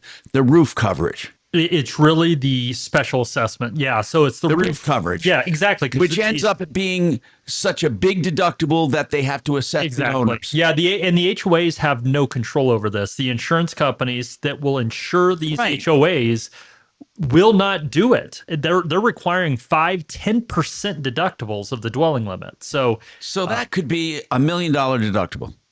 Easily, yeah. I mean, with these big complexes, it can be so much where each individual unit you can divide it out. If you know how many units are in your HOA and you know what that deductible is, figure it out, and it will tell you what your exposure is. And many people have exposures that are $25,000 or even up to $50,000. Some condo policies I hear are insuring the condos except for the roof. In other words, zero roof coverage, but everything else is covered. All the normal stuff. Yep. Yeah, I've seen stuff like that as well. It's just the roof is difficult because that means you need to change your policy to something that is more of a home insurance policy versus a condo insurance policy. And you just have to know to do that. And you can only do that if you're in a townhome type thing. If you don't have a demised roof that can be attributed to your unit, I wonder if they would make top floor people insure roofs where the bottoms or the middles don't. How would you do that? I don't know. I just don't know how you do it on a condo. Townhomes, I see them doing it all the time now. But I hear there are some companies they won't even insure condos or townhomes anymore. Is that true? You mean the HOA itself, the actual? Right. Yeah, I mean, it's harder and harder. When we do it, you usually have to go to the excess market, or in other words, the non-admitted market. So especially with older units, there's not very many standard carriers or admitted carriers that will do it anymore. So anyway, this is insurance we're talking, and we're doing insurance checkups. They do them all day, every day. 303-996-9000. That's where you call and you tell them what you have, and they tell you what's out there on the market. It's completely objective. They don't lie to you to try to get you to, it would do them no good. If you're paying $4,000 and they say we can beat it, then you'd have to pay less than $4,000 or get better coverage, right? Yep. So comparisons are never a bad idea. Do you have any examples? I do. Yep. Okay, go ahead. Okay, so it looks like someone called in and they had a policy that was being non-renewed with American National. And I don't know if you've heard of American National. No, I haven't. They're not a big presence, but they are pulling out of the state. So we have gotten a number of calls from people that are with American National that are getting a non-renewal. This particular person had an older roof. And so that makes it way more difficult, but we were able to find an option with Safeco, and we were able to give them a quote for auto, home, and umbrella, and actually saved them money from what they're paying and got them replacement costs on the roof. So they were ecstatic, to say the least. There's another one here that it's a State Farm. They only had 25% extended replacement costs, which means on their dwelling limit, whatever their dwelling was listed at, they're willing to go 25% over in the case of a total loss. We got them uncapped coverage. They had only $100, $300 for liability. We got them a higher limit and added an umbrella and saved them $1,300. My God! So they're saving more than $100 a month and have an umbrella policy and way better coverage. Yep. Oh, people, you know this kind of stuff. Look at you got to do it, and they're standing by right now for it. 303-996-9000, 303-996-9000. I mean, no matter how you look at it, it makes a lot of sense. It makes total sense. Now, somebody said, I'm confused about teenagers living at home. At what point, first of all, does my insurance company even find out about them? And if I have a teenager at home of driving age, if they don't have a driver's license, do I still have to insure them? No. If they're not licensed, they're not operators on the vehicle. So okay. you don't have to list. If they are licensed drivers, even if they never drive my car, I still have to cover them. Well, if they're licensed, yeah, they're going to want the point is, if they ever drive the car and there is a claim, you're rolling the dice of whether or not you would have coverage in that case, because it's a material change. And your policy states that you have to inform insurance companies of material changes. Here's somebody, a divorced couple. Mm-hmm. They say they live with me half the time and then with and the father half the time. Which one insures them? Here's what I do with those circumstances. I will usually put the ex-wife, ex-husband, or whatever, with the same carrier, and then communicate with underwriting, and then they only make you list them once because they're with the same company. But what if the husband and wife won't go to the same carrier? I know. Well, do they each have to carry coverage for the kid? Both insurance companies are going to want to have them listed on their policies. Now, I would make the argument the kid's covered by his dad's plan, but it's not covered on. So, in other words, the insurance company, let's say the wife's insurance company, is going to come back and say, well, I don't care if they're insured over there. If they drive your car, we have to pay for it. So we have a higher exposure, but we're not getting premium for it. Wow. So this is, if you're a husband, if you're a divorced couple, this is one of those times it's smart to work together. You work together to try to get the same carrier and only list the child once. Yep, exactly. Wow. Yep. Okay. Somebody else says, I heard, though, they have their own car. We don't have any of those problems. I don't know. You mean they own their car? No, if the kid has their own car. Well, there's still the issue that we were talking about before break. If they have their own car, they own it in their own name. You insure it, let's just say they're assigned to that car all the time. Can't you assign them to a car? It still makes an effect on your whole policy because they're operator on your policy. Okay. So, the rationale is they're going to drive occasionally. Okay. Right now, my daughter, the cars are in my name. Yep. My daughter doesn't live with me. Mm-hmm. Okay. I live apart from her. My son is away at college. Do I have to insure both of them still? Under my I'm not talking about under their own cars, but under, you're saying because they're on their cars and I own them, they have to be on all my cars. Well, they're on your policy, and the policy goes over all your vehicles. Okay. So when you add a young driver, even if you're assigning them to a specific car, it has an impact on your total policy. Okay. If I sign the cars over to them, would it make a difference? Well, if they're not living with me, right, and they have cars in their own name. If they're not living with you and they own their car outright. My kid's at college. Right. And one kid is not living with me. She lives in her own place, right, and I'm living somewhere else. What? Well, then you can, if you want to sign that car over to them, transfer title, and they're not in your house, have them get their own insurance. But their insurance will be higher, though, than it doesn't usually save money. That's the thing. So, because depending on their age, at certain points, of course you do that. But let's say I have people will call and say that their 16-year-old, they've signed their car over to their 16-year-old. They want to get their own policy. And I explained to them, getting insurance for a 16-year-old on Oh, their my own God. is so much more than if you just add them onto your policy.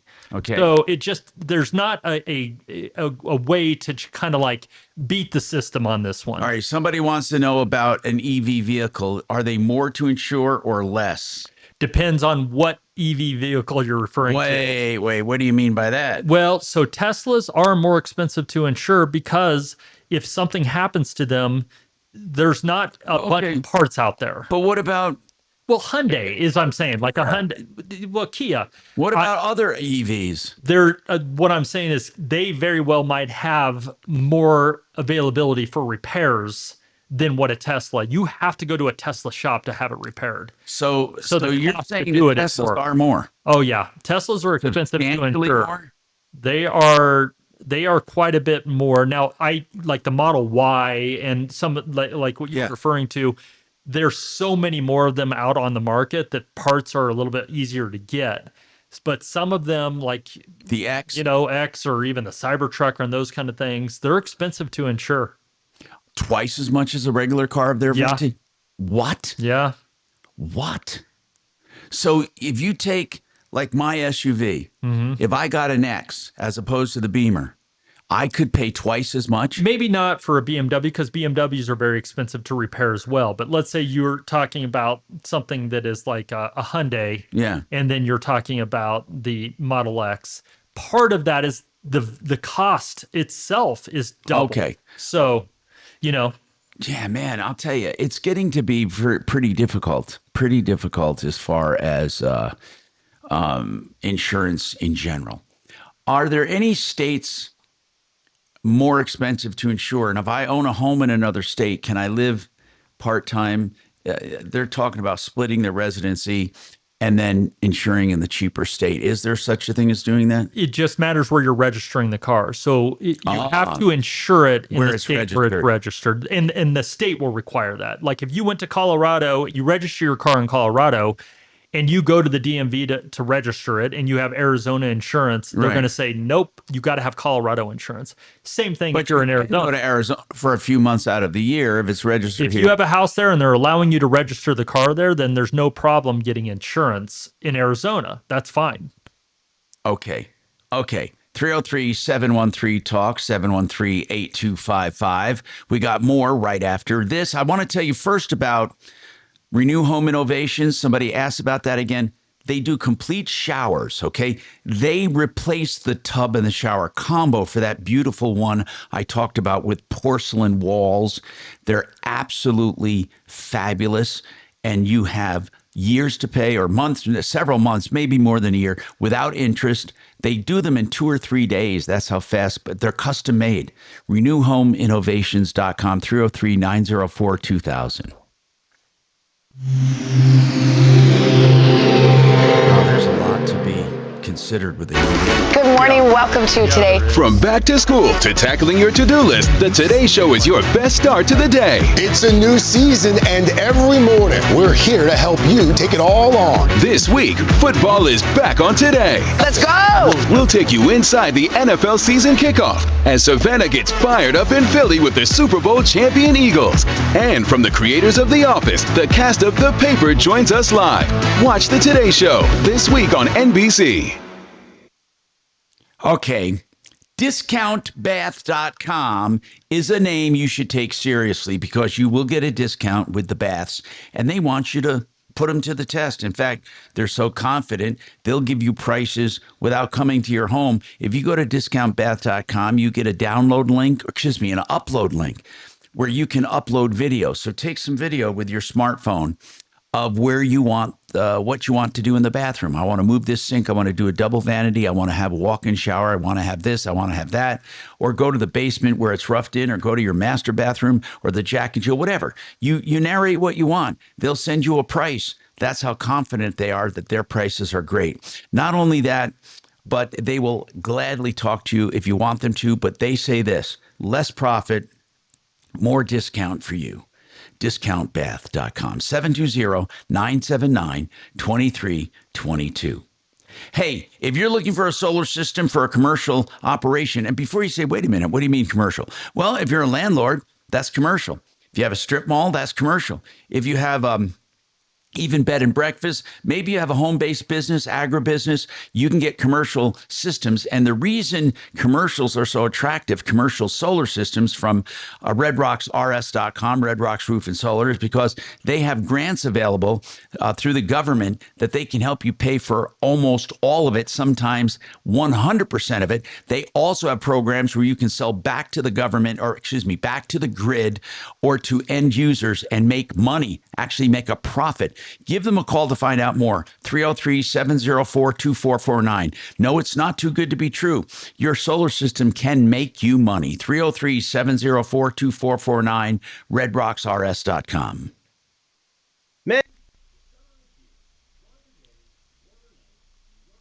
So some guy says you're bogus, and it's not really, it's not.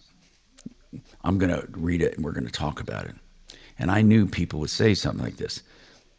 What's bogus? Here's what they say, and I want to talk about it on the air. Okay. They say, let me go to the text. Okay. I can buy insurance on any vehicle I drive. I don't have to own it. Hold on. I can buy insurance on any He vehicle.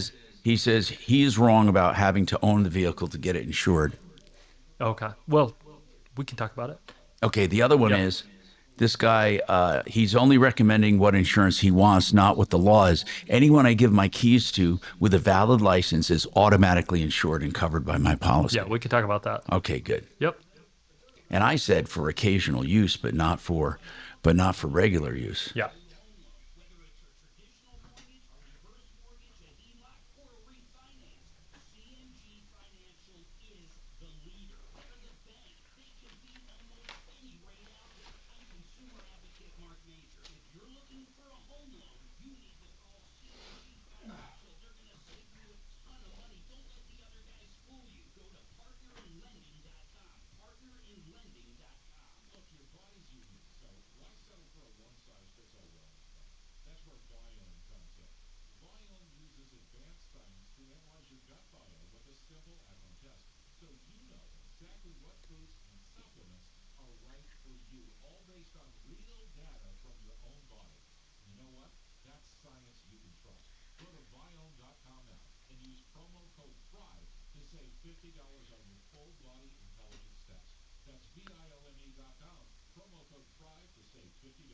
This report is sponsored by Red Pill America. Another warm and sunny day ahead. Temperatures today perfectly average in the mid-80s. We've got lots of sunshine and just a little bit of a breeze as we get into later on this afternoon. I'm Fox 31 Pinpoint Weather Bee Meteorologist Kathy Brooks. This week on Red Pill America, everyone wants to be rich, but how should we define wealth? To find the answer, we tell the story of an admitted shopaholic and how her obsession reveals the true definition of being rich. Listen to Red Pill America on the iHeartRadio app. Should be sneezing.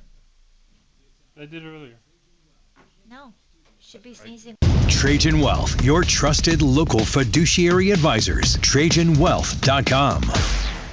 Denver's talk station, 630 KHOW. Hi, I'm Tom Martino, your troubleshooter. We're with Brian Burns from Compass Insurance Group. And I do have some texts. One guy says, anyone I give my keys to with a valid license is insured and covered by my policy. So he's saying that really you don't have to have insurance for your kids. Yeah, so what he's probably referring to is permissive use, which is what your insurance policy has. Permissive means anybody I get permission to drive my car. So why do I have to insure my kids then? Because there's a caveat to that. There is language that states that that does not apply for household members. So if someone is a member of your household, they're considered to have regular access to your vehicle. So if you do not list them, you will not have coverage. So you can't just say, okay, I'm going to get auto insurance and now this will cover anybody I let borrow my car. It's true as long as they are not they don't have regular access. So, sir, the guy who keeps texting me, you're more wrong than you are right. He says, can't my daughter be occasional driver? Yes. if she's not living with you, and especially if she has her own car. Well, that's not what we're talking about, you a-hole. That's not what we're talking about. We were talking about kids living in your household or people in your household, any adult part of your household. They can't be occasional users, okay? So don't bother me with your bogus questions and then change your question. If your daughter doesn't live with you and owns her own car, that's a totally different scenario. Of course. Now he says, also, you don't have to own a car to be insured. Okay. I don't know who said you had to, but I think one way along the line you said you have to have, if they want to have insurance in their name, they have to own the car.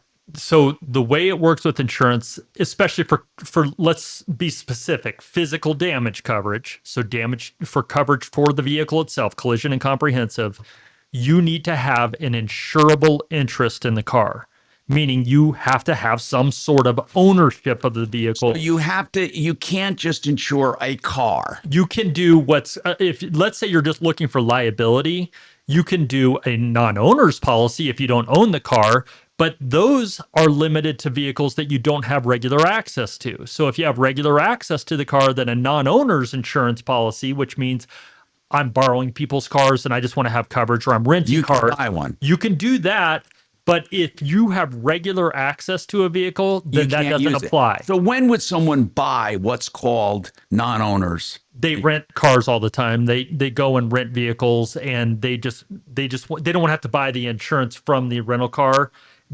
For liability, you can get that, but it doesn't cover the car. I remember years ago when I used to trade with dealers for use of cars. I believe I was covered for not cars I didn't own. Yeah. So, but if you were driving the vehicles every let's day, say, and you had them for no, I wasn't on talking end, about, right? No, then it wouldn't apply. It's like if you change out cars every few days. Yeah. So it's kind of almost like a dealer has that kind of coverage. That's right. All right. So Bill has a comment on insurance. Go ahead, Bill. When my son was younger, he got in trouble driving-wise. How did he get in trouble? Was it a DUI? Yes. Okay. Yes. And so when he was still living at home, so they were trying to do that stuff with insurance on my policy. And all I did was I signed the paperwork, but I don't remember for sure. To exclude him. Right, exactly, yes.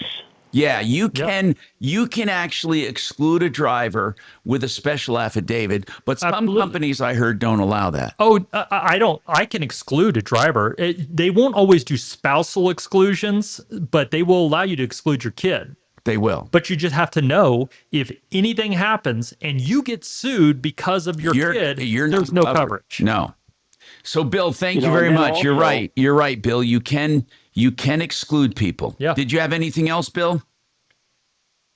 Okay. 303-713-TALK, 713-8255. So here's the thing. When it comes to insurance, somebody wants to know,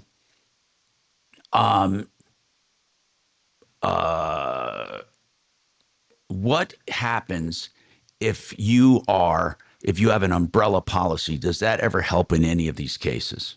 Well, for an umbrella policy, it has to have underlying limits. So an umbrella policy is just there to extend over and beyond what your underlying auto and home insurance have. So for most umbrella policy, you have to have at least $250,000 of liability per person. Yeah. For that additional amount to extend, usually $1 million, but it could be $2 million, $3 million, on up. So the umbrella will require you to have that. If you don't have the underlying requirement, let's say you only have 100,000, yes, and you have a loss, you're going to have to pay that gap to get you up to 250,000 before that umbrella will step in. All right. So, umbrella is not a panacea. You have to have underlying coverage. It's not like a cheating way to be covered. No, it's just to give you extra coverage that your underlying policies. Let me ask you something. In your years of doing stuff, are there any hacks that they call them hacks? I don't like that word, but for saving people money, are there any techniques you've come across that can save money? Here's what I would say for home insurance. Let's say, I would tell you that I would go with a carrier that offers the maximum amount of extended replacement costs. We were talking about that earlier. A lot of policies like State Farm only offers, let's say, 25% or 20%. So if your dwelling limit's 100,000, they'll go up to 120 in the case of a total loss, just to make it easy. For contents. No, I'm talking for the dwelling. I'm sorry. For the dwelling limit to rebuild your house. Oh, I see. Yeah. So if your dwelling limit isn't enough, they'll go over 20%. That's right. Yeah. The hack, if you would call it, would be get a carrier that will do 100% extended or uncapped, which is hard to find now. It's replacement total. They'll do it. Now, the reason I say it's a hack is because they have replacement cost estimators that you have to use. So you enter in I would enter in how many square feet, how many bathrooms, how many stories, all that stuff. It comes back with a value of what it would cost to rebuild. Right. As long as I insure it for what it says it would cost to rebuild, I can put that uncapped replacement cost or 100%, whatever it might be. If inflation kicks in, you're covered. Or if their estimate is low, if the real rebuild cost it turns out to be more, which in many cases it will be. You're saying those estimators are low sometimes? Oh, absolutely. Now they're getting closer because they've been burned too many times. But the point is, if you're insuring it for what they say and you have a healthy extended replacement cost, the onus is on the insurance company, not the individuals. That'd be a way to be able to have a little bit less. All right. 303-713-8255. We have more coming right up.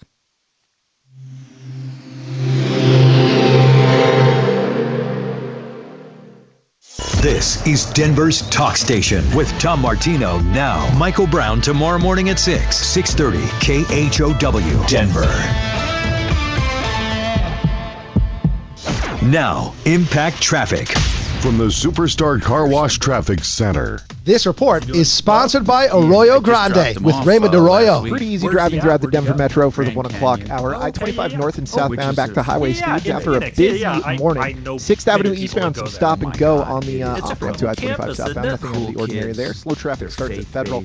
Heading to DIA I-70 east and westbound flowing free. We do have some slowdowns out west into the high country. I-70 westbound, a stall in the right lane approaching Hidden Valley. That's exit 243. Watch out for some slowdowns there. With traffic, I'm Mark Swan. I'm Raymond Arroyo. I'd like to invite you to my new podcast, Arroyo Grande. Discover life lessons, practical advice, and inspiring examples to live by as I sit with celebrities and thought leaders you'll absolutely love. Listen to Arroyo Grande wherever you get your podcasts. All right. I absolutely love great Western buildings. And do you know why I'm saying that? Because they are cleaning up the industry. In fact, they are one of the few steel building manufacturers and dealers that truly have their own factory. You see, there's a bogus trend in this business where they talk about being a factory and they're not. Well, GreatWesternBuildings.com is truly a factory. In fact, a 120,000 square foot facility in Grand Junction.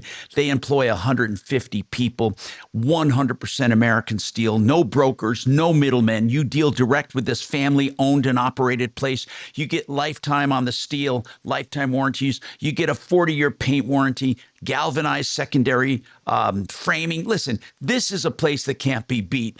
If you're looking for a building, a garage, a barn, arena, GreatWesternBuildings.com, 303-495-5701. Worried?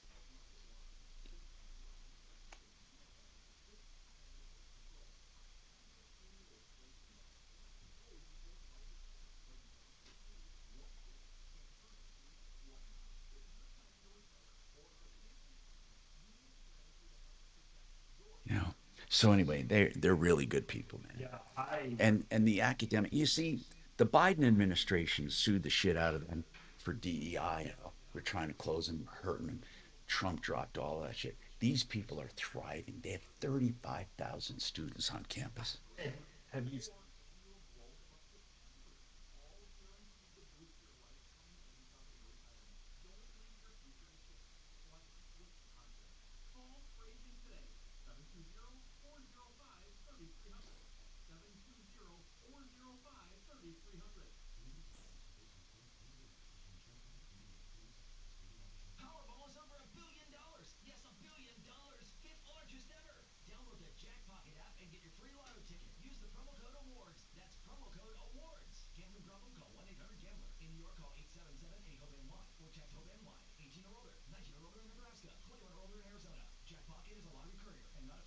We're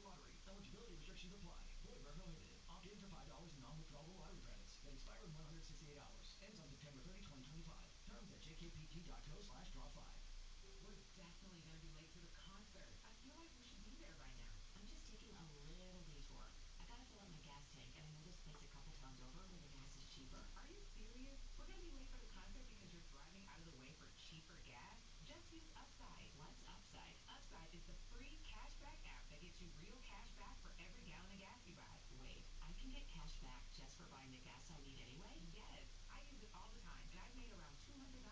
Now pull over so you can download the Upside app before we miss the concert. Download the free Upside app now to earn cash back every time you buy gas. Use promo code OIL25 to get an extra 25 cents per gallon on your first tank. You can cash out anytime, right to your bank, PayPal, or as a gift card for Amazon and other brands. Just download the free Upside app and use promo code OIL25 for 25 cents per gallon bonus on your first tank. That's code OIL25 for 25 cents per gallon bonus. That's code OIL25. Brought to you by BetMGM. Own your moment. Make it legendary. Download the BetMGM app today. Must be 21 years of age or older to wager. Please gamble responsibly. Gambling problem? Call 1-800-GAMBLER.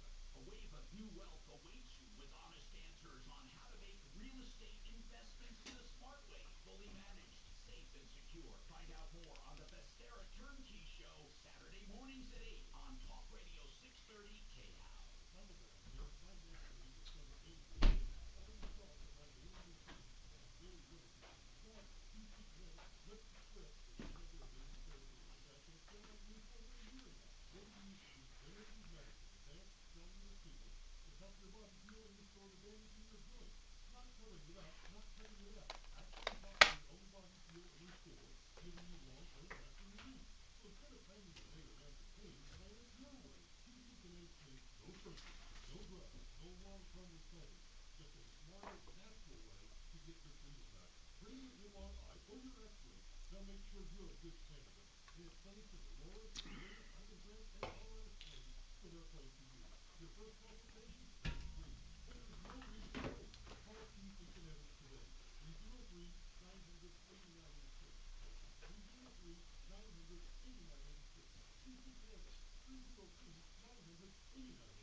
Getting your house ready to sell? Rely on the experience of Frank Durand Real Estate.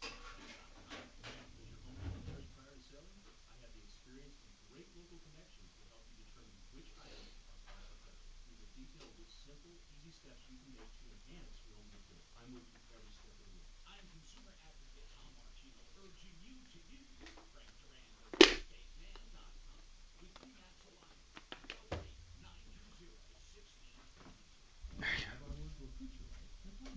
Improvements. DRHI.com.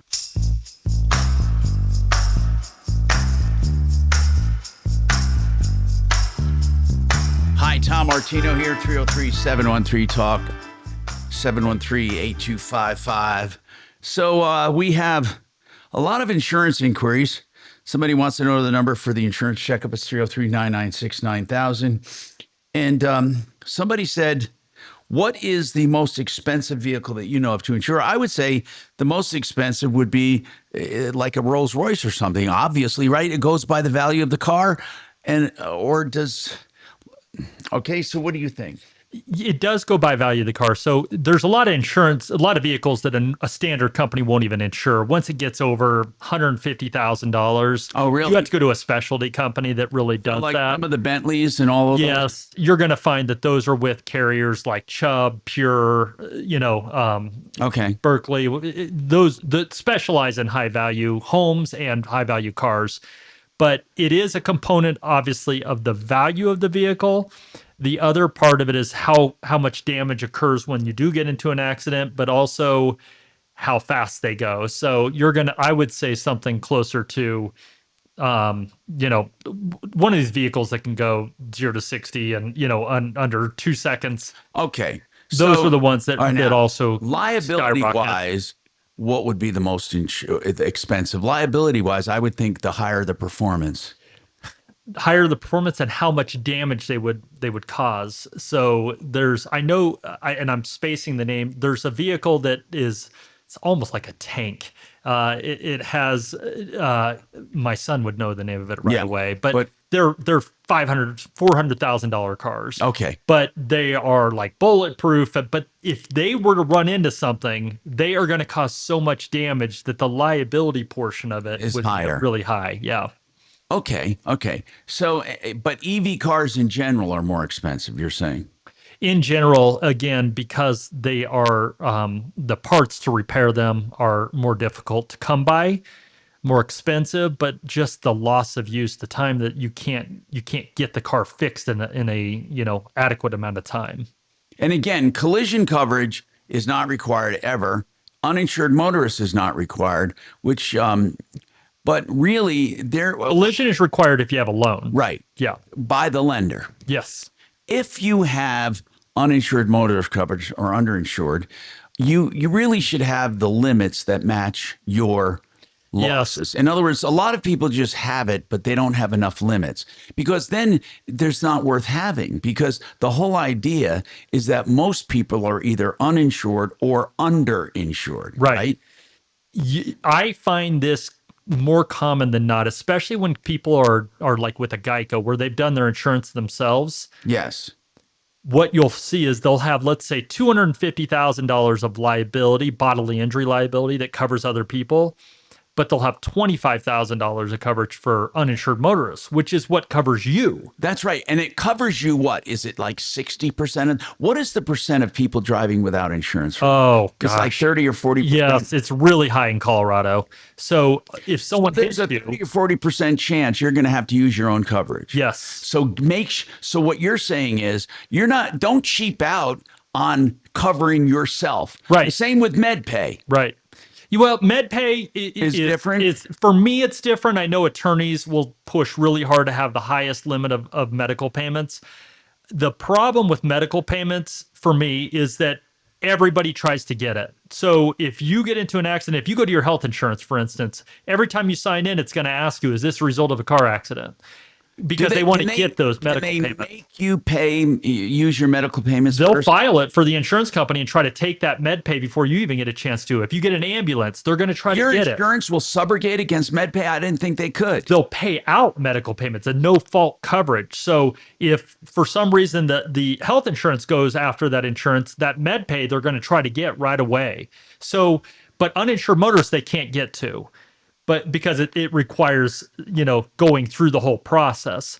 But what my point is, uninsured motorists, you can't carry limits of uninsured motorists higher than your bodily injury. It's not allowed. Okay. But why would you go less? And that's what people do. At least match it. Go as high as you can. Yeah, because, and then this is something a lot of people don't understand. Uninsured motorist coverage and underinsured motorist coverage is pretend it's the other person and you're suing them. Yep. Okay. You would be suing them for the pain and suffering and medical bills. You can go after the underinsured and uninsured motorists for the amount they don't have. So that's what you do. And they become your adversary at that time. Your own insurance company becomes your adversary because they're going to try to pay as little as possible in uninsured and underinsured, and you're going to try to get as much as possible. It's just like you're suing someone else, and they step into that someone else's shoes. You said it perfectly. It's basically you're putting insurance on other people out there. Right. That's what you're doing. You are. Now, it doesn't cover, like collision would cover your car if it's financed, and if it's not, you decide if you want to have collision. I would still have collision on a car if it's reasonable, because who's going to fix a car if it's wrecked? I mean, you're going to have to buy a new one possibly. So collision coverage, people say, I don't have my loan, I want to drop my collision. I don't think that should be automatic. I don't think you should automatically drop collision coverage just because you paid off your car. No, not necessarily. So the best way to do it, and also they don't always reward you as much as you think. So when we say collision, I'm referring to collision, and then also comprehensive, of course. That's what's covering hail damage and that kind of thing. So, but you'll find sometimes that if you drop your collision and comprehensive, it only saves you $300 or something. Yeah, You know right, what I mean? exactly. And No, something and you you have to even brought out one figure it time. out. You even brought out one time. I was telling somebody they had an old car. Don't bother getting collision. And you said, why, Tom? If they have a cheap old car, it's going to be cheap to get collision. And that might be what they need to buy another used car if this one is wrecked. It's brilliant. It really is, because it was only like 150 or 200 bucks for their collision coverage. And that could get them enough money to buy another car. Right. And where you really see savings on it is when you have young drivers. If a car is older, I almost always push them to go liability on that car, and then we'll assign the young driver to that car. To our point, otherwise, it doesn't mean your other policy, the other cars aren't going to go up in cost, but the savings on that one car is worth it. They incentivize you to do it. All right. We got more to talk about. Of course, 303-713-TALK, 713-8255. I want to talk about very interesting coverage and how it works. And I got an issue that came up on buying salvage from the insurance. And I really want to talk about that. When you buy your totaled wreck, how do you evaluate it? I did a social post on it. I want to go over that right after this.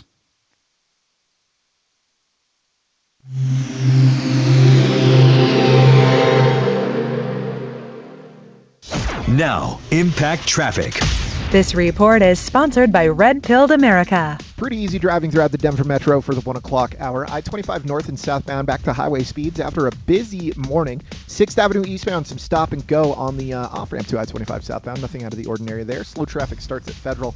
Heading to DIA I-70 east and westbound flowing free. We do have some slowdowns out west into the high country. I-70 westbound, a stall in the right lane approaching Hidden Valley. That's exit 243. Watch out for some slowdowns there. With traffic, I'm Mark Swan. This week on Red Pilled America, everyone wants to be rich, but how should we define wealth? To find the answer, we tell the story of an admitted shopaholic and how her obsession reveals the true definition of being rich. Listen to Red Pilled America on the iHeartRadio app. That's Red Pilled America. Hey, if you're ever in trouble and you need an attorney for criminal defense, Joseph A. Lazara, attorney at law. Now, let me explain something. Joe Lazara does things a little differently. He does free initial consultations always, and then flat rate pricing. You'll know the price of your defense, whether it be for a DUI, a traffic offense, or some kind of assault or any other charge. You deserve a defense. He'll give you a flat rate, and you won't be nickeled and dimed. If you want to get a hold of Lazara or refer him to someone, take the name down. I hope you never need him. Lazzara, LazaraLegal.com. Find him at referralist.com or call him directly, 303-429-6200. Hey, right now, I'm urging people, and you'll thank me for it when the cold comes, to get your furnace in shape right now. That's right. For $39, get the Extreme Clean, Tune, and Check from Fix-It 24/7. The only people that really do clean each and every nook and cranny. We're not talking about just taking a vacuum to the blower motor compartment. We're talking about taking it apart to the extent they can. It's like a refurbishment of your system. $39 if you've never had it done. And well worth every penny, and 3 times or 4 times as more. FixMyHome.com. Book now. Got it. Okay, that sounds like a problem. Yeah.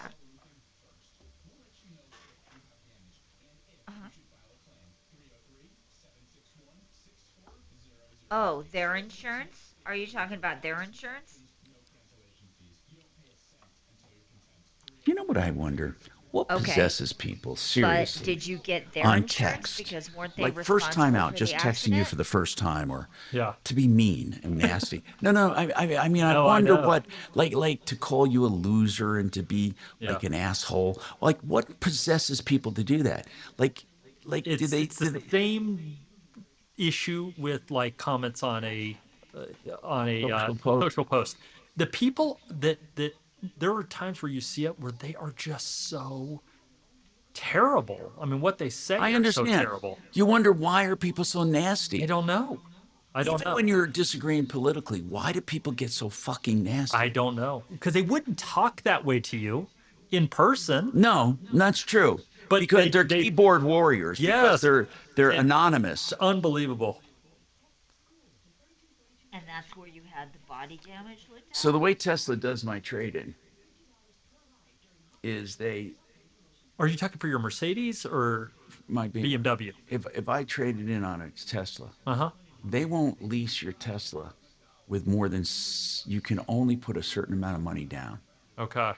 Because they want to have a lease payment. Right. They don't want it to be. They don't want it to be too little. Okay. So like. Well, you wouldn't do that with your BMW. Then you would just sell your BMW. No, then you pay tax. I mean, then you have to pay all the sales tax. Here's what they do. It's brilliant. They let you trade it in. Okay. They put the 7,500 or 10,000, whatever you're allowed to put down on it. It's only a certain percentage. Then they write you a check for the difference. Do they really? Okay. And so that check. So I calculated that if I put the max down, get a check back, and I draw my monthly payments from that check. Okay, Gerald, I have I'm both leasing your it numbers, free. 72060. I mean, I'm leasing it for my car. You're getting rid of the value of your car in this. Yeah. But so at the end of 3 years, I don't have anything. Right. But you don't have a car either. That's right. Yeah. But I don't see. I will never buy outright or finance it. I won't. I just won't because I'm not going to keep it 10 years. Mm-hmm. If I was going to keep it 10 years, then but I know myself. I won't. You'll only have it for a period of time. And I just technology upgrades. I know. I want new technology. All right, if perfect. you need to Sorry, keep we're just upgrading, running out of time. you're right. Leasing is the way to go. Really tough with it. at the end of the show. I had my last car. I still own it, but the truck I had for 15 years before I bought this. Tomorrow morning is the best time when we first open lines. We'll get you on. Oh yeah, he'll definitely help you. No problem about that. Okay, Gerald. Okay, bye-bye.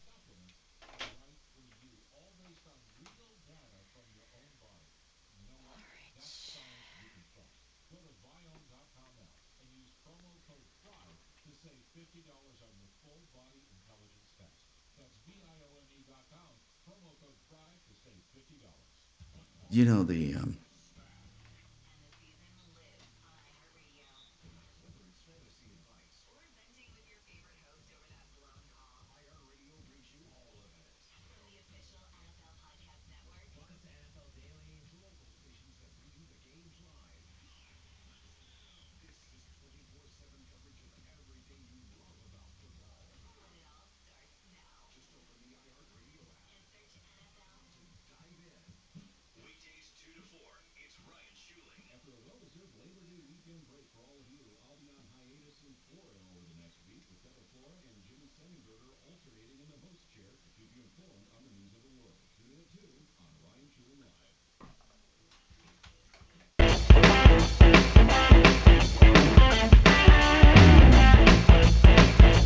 Tom Martino here, 303-713-TALK, 713-8255. So I posted this on the social media and on YouTube and Reddit. The rest, it was about buying salvage.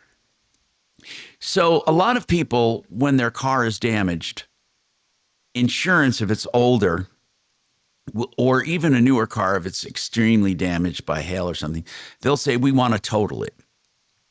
And a lot of people love their car, or the damage they consider minor enough to fix. So they want to buy back the car. So they offer you a certain amount to total the car. If you want to buy the car back from your insurance company, they give you less money. So let's just say, these are stupid examples, but let's say they're going to settle with you for 15 grand and you're thinking, I can't replace this car for 15 grand. I want to fix it. So you say, I want to keep the car. So instead of 15, they offer you 9,000. Okay. So I'm just giving you numbers that aren't real. Okay. So people have asked me in the past, how do I know if I'm getting a good deal or not? And here's how you know. This is a surefire way to know. Take the price of the car that they're charging you. So let's say, in order for you to keep that car, your settlement check will be 10 grand. Okay? So now you got 10 grand that you're paying for that. Your settlement, not your settlement check. You're giving up 10 grand, let's say, or you're giving up 5 grand, whatever it is. Let's say you're giving up 10 grand to keep the car, or you're giving up $5,000 to keep the car. That's what you call your cost basis before repairs. Now you add to it the normal cost of repair. The normal cost of repair. So let's say you gave up $10,000 to keep the car, and the cost of repairs will be $10,000. Now, that's a total of $20,000. That price should equal fair market value of that vehicle minus about 20 to 25%. So, if it's substantially more than fair market, if the $10,000 for the car you paid insurance, and the $10,000 for repairs comes to $20,000, and those cars you can buy for $15,000, you made a bad deal. But if those cars are selling for $30,000, you made a great deal. So you add what you're paying for the car plus the cost of repairs. It's that simple.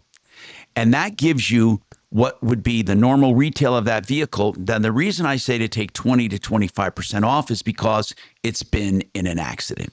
So that's how you figure if you're getting a good deal. So in your case, or not in your case, in my case, if it came to $20,000 to fix it, right, you then take about 25% off of that. Okay?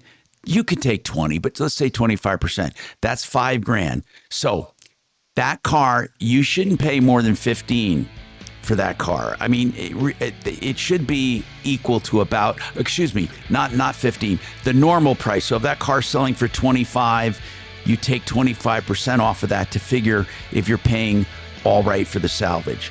You can find this post on Facebook, YouTube, my LinkedIn. By the way, Compass Insurance Group for their insurance inspection, their insurance checkups, 303-996-9000. We'll see you. All right, you're clear, buddy. All right, man. Real Tom Martino. See ya. See ya. Okay, so, yeah, so I got... I totally agree with you. You have to take off, I would say, 25% because in Carfax, anything like Yeah. that's going to show them salvage. Yeah, So- but most people, if they fix a car, they're keeping it anyway. They don't do it to sell it. They do it to keep it. Especially if, let's say it's hail damage.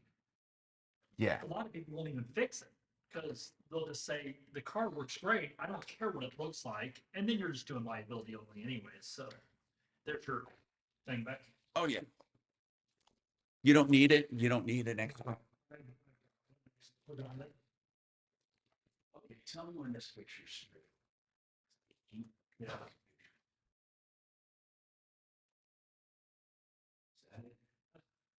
Black better. Yeah, that's pretty close. These kids are